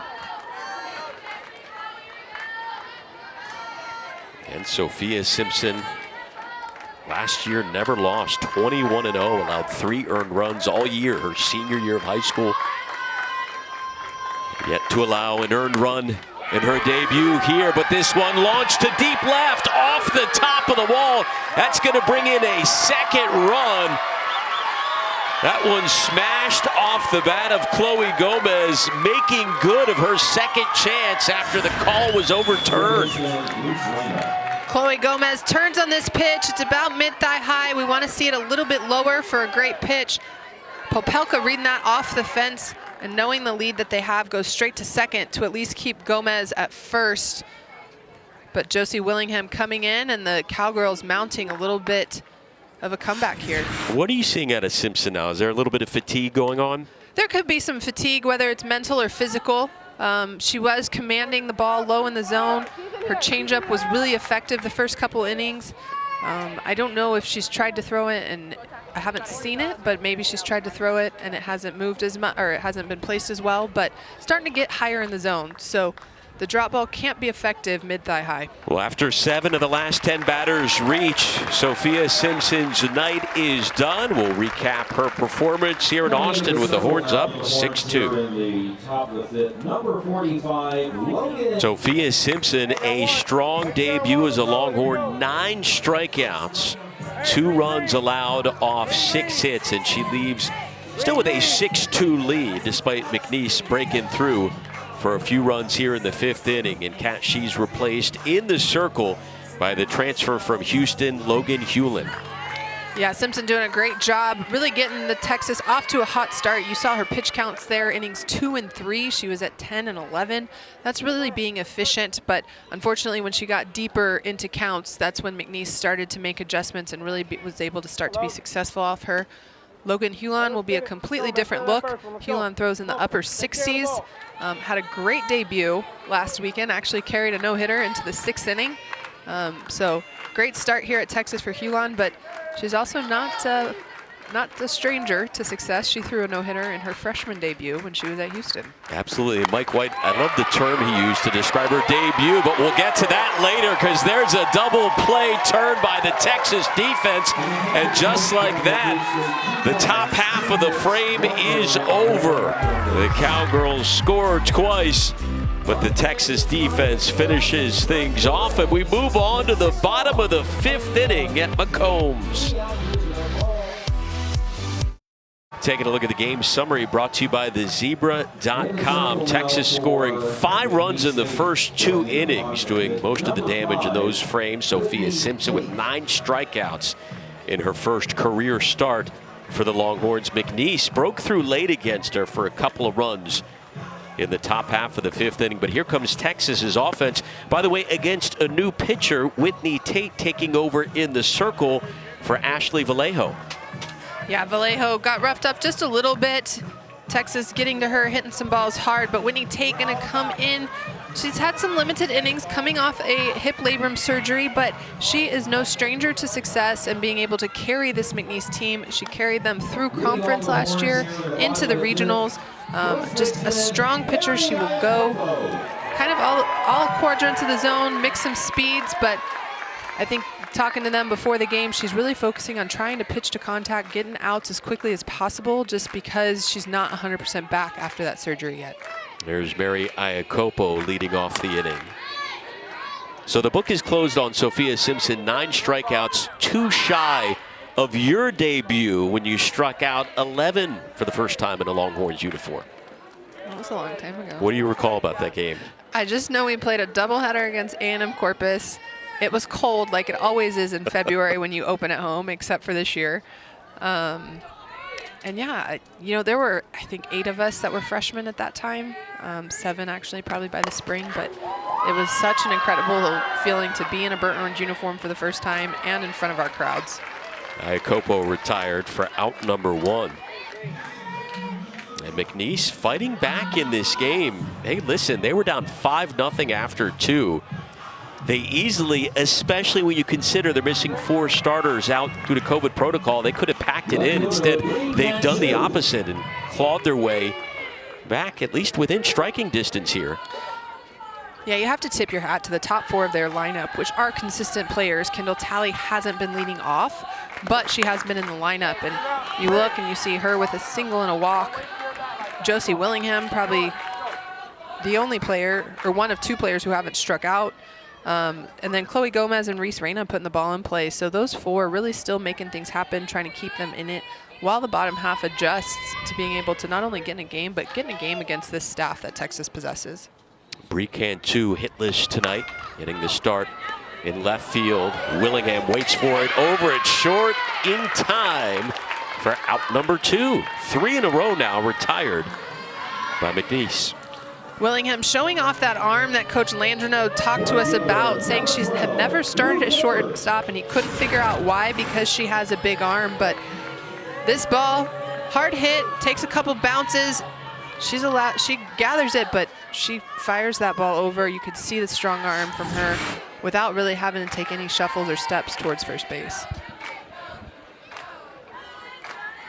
Now coming up to bat for Texas, Lou Gilbert. Jordan Whitaker started and was replaced in the field by Gilbert, the junior transfer from Baylor, still looking for her first hit as a Longhorn. Last year hit .327 with Baylor and .391 the year before that.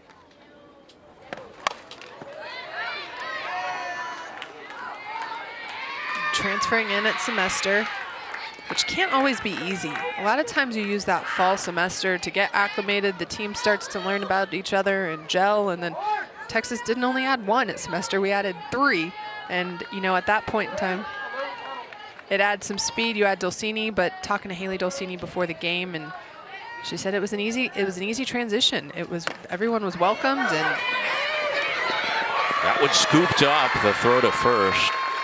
Not going to get her. Gilbert just too fast, and there is the first hit in a Longhorns uniform by Lou Gilbert, who again comes over from Waco, playing for Baylor for a few seasons. All Big 12 second team. a year ago. And, well, they changed it. They ruled her out. No challenge there. So the inning comes to an end. And Mike White, we've seen a few of these discussions with the umpires not thrilled, but no challenge made. So there we go. We've completed 5 in Austin, 4-run game here. Longhorns up 6-2 as the debate continues. Well, for a moment it looked like Lou Gilbert had her first hit as a Longhorn, but the umpires say she was out of the box. Yeah, you see as she comes through, watch right here. You see that foot come right close to the plate. She's out of the box. That's the box line right there. If she has less than 2 strikes, that goes down as a strike. If you have 2 strikes, it's an automatic out. And you can't challenge that, but we saw the disappointment in Mike White's face when he was talking about it with the umpires. Yeah, you can't challenge that because if that were a challengeable offense, for lack of a better term, overturning it would award someone a base. Nothing can be challenged that actually gives someone a free base. So after that out, how about Texas's offense? Over the last 3 innings, they've been limited to just 2 hits, and McNeese continues to hang around. That one knocks the glove off of Hewlin, but Iacopo recovers, not in time. Leadoff hitter Kaylee Cross is aboard.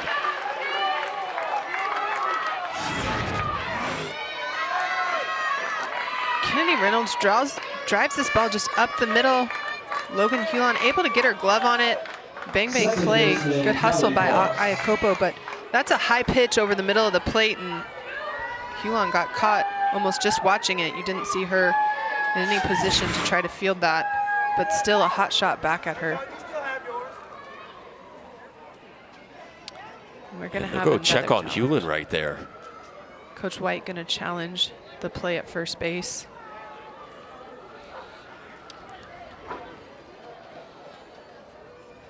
The umpires have been busy getting their steps in, checking the reviews. The 3rd of the night, first challenge by Texas. It looked like the correct call. She's safe. Yeah. That right foot on the bag. Just a tad before Iacopo. Right. I don't think that's undisputable evidence right there. It is a close play, and like I said, great hustle by Iacopo to gather that ball and get to first base that quickly. And Kennedy Reynolds hustling down, trying to make sure she reached safely after hitting the ball that hard.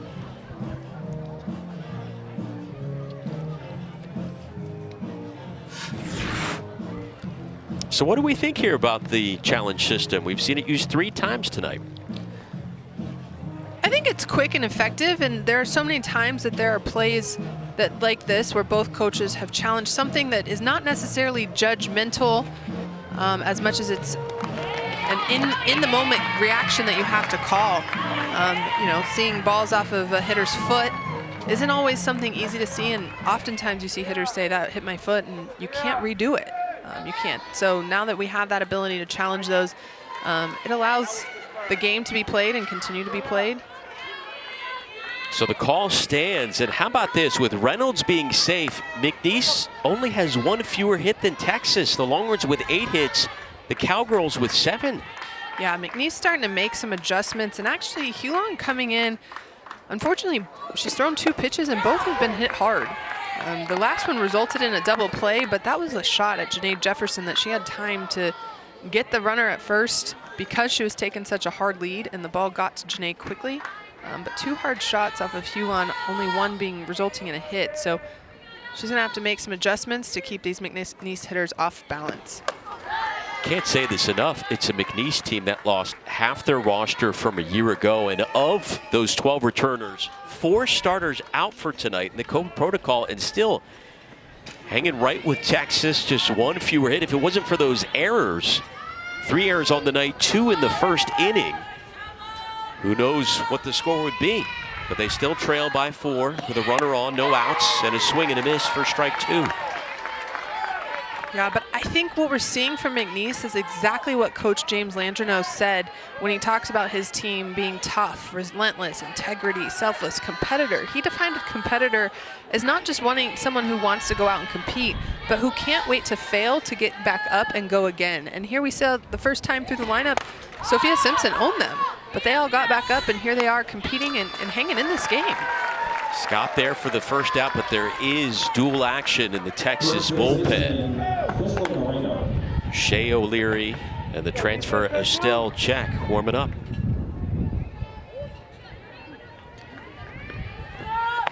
That's going to be the fun part of season for Mike White in this Texas program, is the fact that you do have that many arms and you can run 2, 3, 4 of them out in a game if necessary, whether it's planned or just to keep everybody fresh, but they'll be able to effectively use a lot of pitchers. And Iacopo helps turn the double play. Another inning-ending double play with Hewlin in the circle. Leadoff hitter reaches, and she's stranded. Texas offense coming up now in the bottom of the 6th inning. After this, Texas will get ready to head to Florida for the St. Pete Clearwater Elite Invitational, which, by the way, features the last 3 national champions. Florida State, UCLA, who won it in 2019. There was no postseason in 2020. And then last year, the Oklahoma Sooners, who will not be taking part in the St. Pete Clearwater Elite Invitational, but Texas will face them later on this season. During the span of Friday, Saturday, and Sunday, Texas will face the number 3, 6, 24, 25 team and a Notre Dame team that's receiving votes as well. Not exactly an easy trip to the beach, Kat.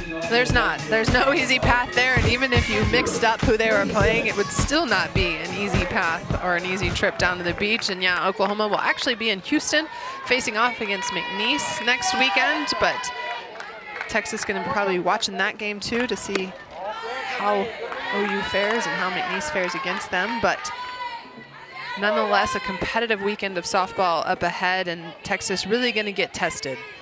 So as the rankings stand right now, this year, Texas is going to face number 1 Oklahoma, number 3 UCLA, number 4 Oklahoma State, number 6 FSU throughout the season. Here's Katie Simmons, the freshman, leading off the bottom of the 6th inning, sent it to right. And Williams is there. What's going on with Texas's offense, though, Kat, over the last 3 1/3? Just a single and a triple, and that's it. Yeah, McNeese has been able to kind of keep Texas's offense settled down a little bit. We see them starting to get a little more aggressive. They were taking pitches against Vallejo early and getting themselves in good hitters' counts. We've seen them start to get a little bit more aggressive, which can pay off sometimes, but at the same time, if it's working, getting you people on base and allowing you to see pitches in order to hit well, you probably want to keep with that game plan. But swinging away on the first pitch, Lauren Burke making her first appearance, and just like that, the appearance is over. Quickly, 2 outs here in the 6th inning. Yeah, that's what I was kind of talking about there. Lauren Burke comes in as a pinch hitter. Swinging at the first pitch isn't bad if it's something you can get a hold of, but that looked like it was in tight. She got jammed, a slow roller over there to the second baseman. Allow yourself to get some timing and see a pitch that you can really barrel up. 6 in a row sat down by McNeese pitching. Texas hasn't had a batter reach since the 4th inning. Here is Bella Dayton. Singled in the 2nd inning, and Dayton has now reached in 5 straight. You know, talking when Whitney Tate came in was how she had to be effective. She had to have a lower pitch count just because of her coming off of this injury that she had, the hip surgery, and she's done that.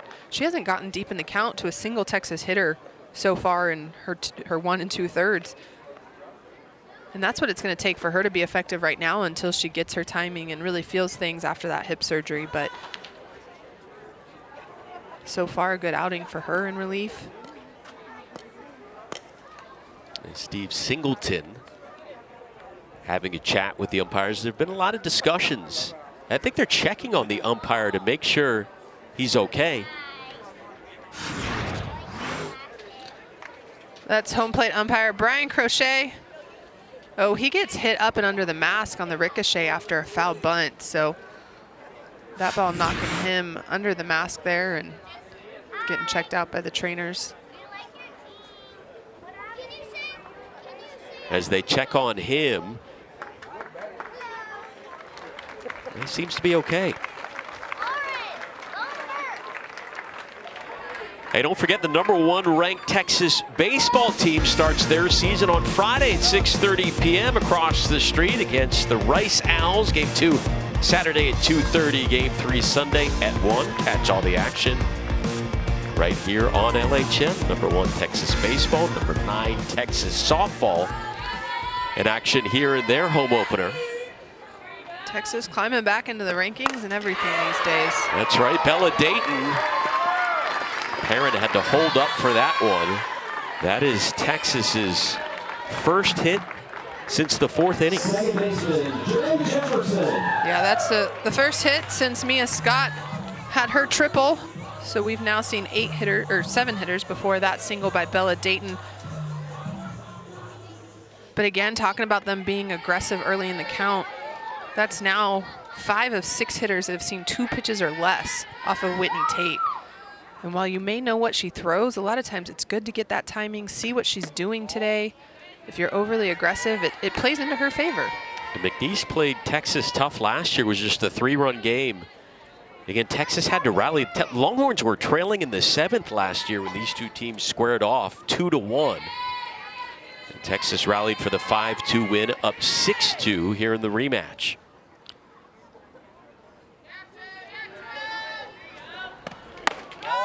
McNeese historically known to be a team that continues to put pressure on you. And again, pregame interview with Coach Landreneau, he talks about we want to wear a team out by the 7th inning. And that's what McNeese is doing. They've made adjustments. They're staying in their game. They're not going to let you in the game early. But more importantly, they don't quit playing, and they don't quit playing hard until that last out is made. 2-0 to Jefferson. That one turns foul.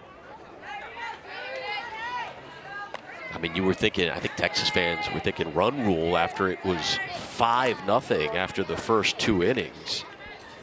And then since then, since the end of the 2nd inning, McNeese has outscored Texas 2-1. Yeah, Texas offense really kind of flatlined just a little bit, but McNeese continued to make adjustments, be able to keep themselves in this game, ensure that there wouldn't be a run rule if Texas happened to score 2 more runs. Well, Mike White talked to us about the offense earlier this week. He said, yeah, we're hitting around 274. That needs to be bumped up last year. Got a program record for batting average, setting it at 342 on the season. And averaging around 6 runs per contest right now. 2-2 with 2 away. That one poked to center. That'll go past the diving Perrin and roll back deep into center field. Runner comes home to score, and Texas with a little bit of breathing room now up 7-2. Janae Jefferson doing Janae Jefferson things. This ball outside, she just pokes it enough to get it into the outfield, but we see a diving Perrin. Not necessarily a great ball to dive on unless you know you can keep it in front of you. However, Kendall Talley wasn't exactly behind her for the backup, but that ball with its angle, if it was going to hit, it wasn't going to die, so not the smartest move to dive. But again, the McNeese Cowgirls play hard and they go all out, and sometimes that is, the result is diving plays that if you make them, they're great, and they can be costly if you don't. Not a bad night, meanwhile, for Janae Jefferson. A run-scoring double, a single, and a walk. Here's Mia Scott, who came up with the first hit of her career in the 4th inning, a triple. It's the Longhorns' 2nd triple of the year.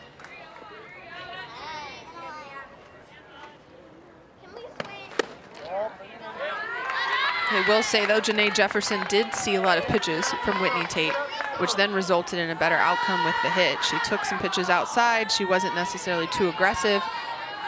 Gave herself a better, favorable outcome.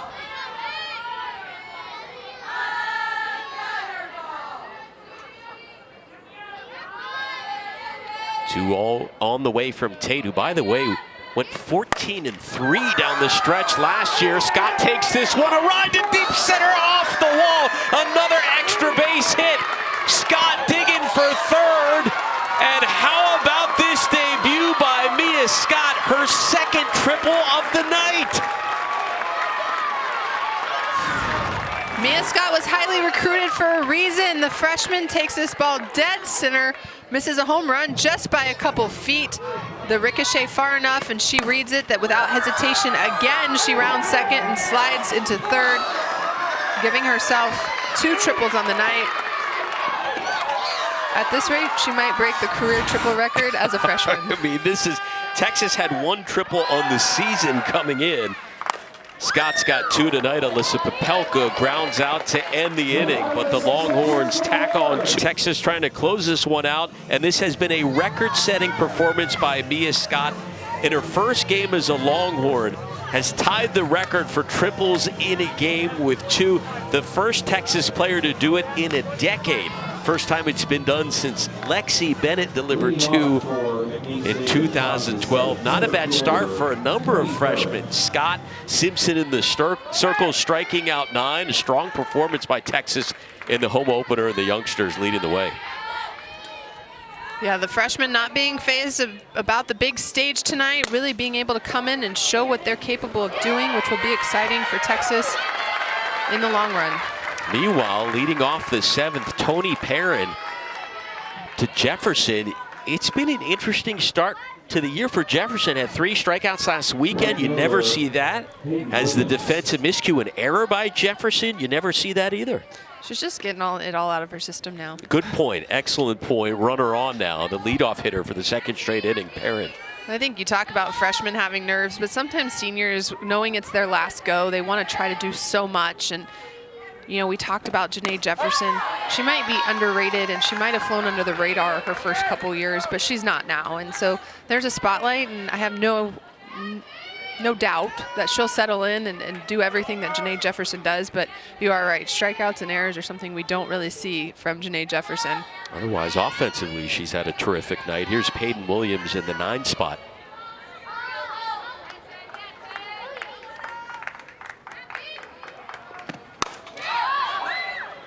This one taken to left center, but drifting over to make the grab is Dayton for the first out here in the 7th inning. Texas looking to move to 5-1 on the season.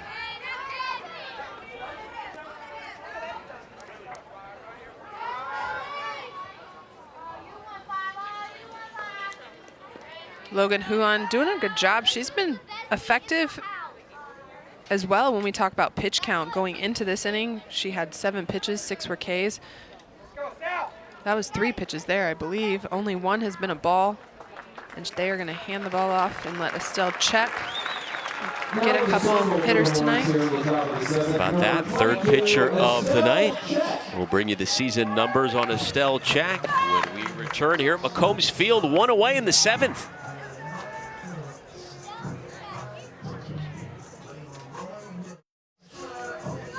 Estelle Check, the sophomore transfer from NC State, making her 3rd appearance as a Longhorn Cat. She has yet to allow an earned run, an extra base hit, or a walk. Yeah. Estelle Check that says it all. She has been I've said efficiency tonight in regards to Whitney Tate, but Coach White said this is the definition of efficiency. Her innings so far, she has just gone at hitters. She has gotten hitters out in quick situations. He said the goal with her is 3 pitches or less if they can. 4 would be the max, and she's been able to do that for the most part.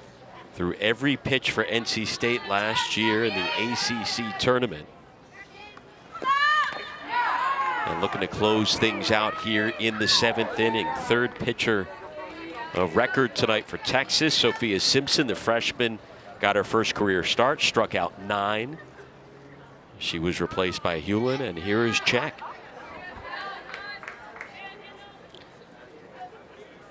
Check's going to offer a different look just because she throws from the left side. Aside from Oklahoma, who I feel like stockpiles lefty pitchers a lot of times. Stockpiles everything. You don't see lefties a whole lot. especially ones that can command the zone in multiple ways. And, you know, Estelle she does that. Kendall Talley takes her to left center field. That's going to roll all the way back to the wall. Runner rounding third, the relay throw home, and she is safe. It's an 8-3 ball game.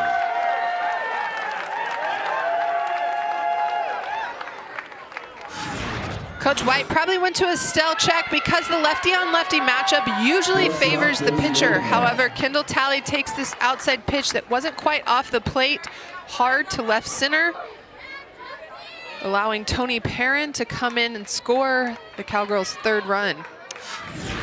Things getting a little more interesting after the RBI double by Kendall Talley. Here's Josie Willingham. Came into the game with a team leading .462 average. That's currently sitting at .438. Singled in the 5th inning.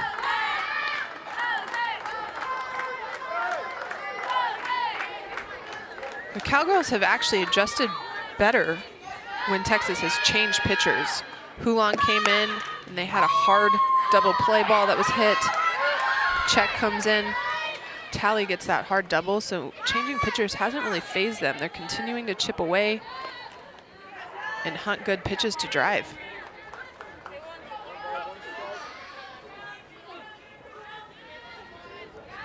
Mike White called her second start masterful. Estelle Check through 5 innings of 1-hit ball against Boston College. Gets ahead now, 1-2. Yeah, her pitch count in that outing was extremely low. She did that without a strikeout. To be able to go 1-hit ball through 5 without a strikeout, that means you're doing something right. You're being able to place the ball in the corners well, spin it well. And as we just saw there, she throws a great off-speed pitch. Willingham to shallow right. That's going to drop in there for a base knock, and McNeese not going away. Runners on the corners.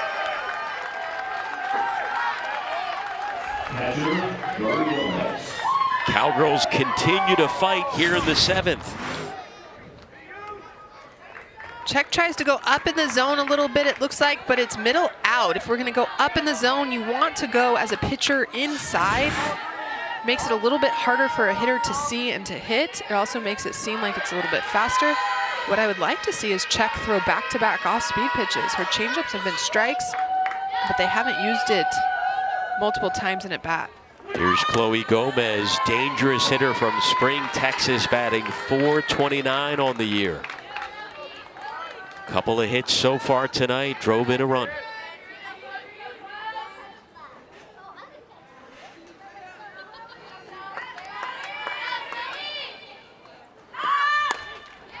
That one over to short. Washington waits for it on to second for 1, and that's all they'll get as another run crosses the plate. It's now an 8-4 contest with 2 outs here in the 7th inning.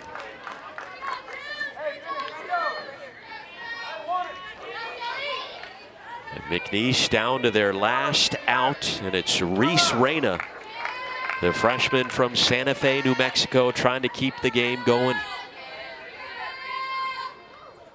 I think if there's one takeaway that Coach Landreneau is going to keep in his pocket, it's the fact that his team continued to battle. They were dealt not a favorable hand from the get-go with those five athletes being out due to COVID protocol, but they didn't let that phase them, and as a team, they continue to just chip away, stay in the game, and bring the energy. And that one hits Reyna. So Check comes into the contest, gives up 2 hits, 1 bringing in a run, and now hits a batter. 2 aboard, 2 away for Kennedy Reynolds. Designated player, Kennedy Reynolds. Again, she hadn't allowed an earned run, hadn't walked a batter. Have been tremendous on the year, but has given up a double, a single, hit a batter, and here's Reynolds. Singled in the 6th inning, walked in the 4th. 2 away here in the 7th with 2 on. Off speed. Off speed pitch that just tailed up and in. I think that's a pitch she's going to have to use to offset her speed.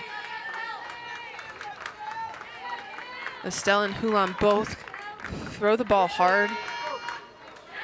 And with Estelle coming in from the left side to righties, that off-speed pitch is going to be something the way that they can. And that'll do it into the glove of Gilbert. So Texas takes down McNeese in the home opener 8-4. Longhorns improved to 5-1. It was a battle against the Cowgirls. It was a battle. It was nothing short of what honestly I think we expected, knowing that the Cowgirls continue to play hard. They're relentless. They're going to make adjustments and keep themselves in the ball game, and they did that, clawing back actually from a 6-run deficit. So they made it a game. Texas, on the other hand, had some bright spots with some of those freshmen. For Texas, the star offensively, Mia Scott in her debut ties a Texas record with 2 triples in the game, 1 to drive in a run. In the circle, Sophia Simpson struck out 9 in her Longhorns debut as well. Don't forget, coming up at 7 o'clock, Texas women's basketball playing host to number 6 Iowa State from the Irwin Center. Here are the Longhorns victorious in their home opener at McCombs Field. 8 runs off 11 hits and 2 errors for the Horns from McNeese, 4-9-3. For Kat Osterman, I'm Alex Loeb. Thanks so much for watching. We'll see you next time.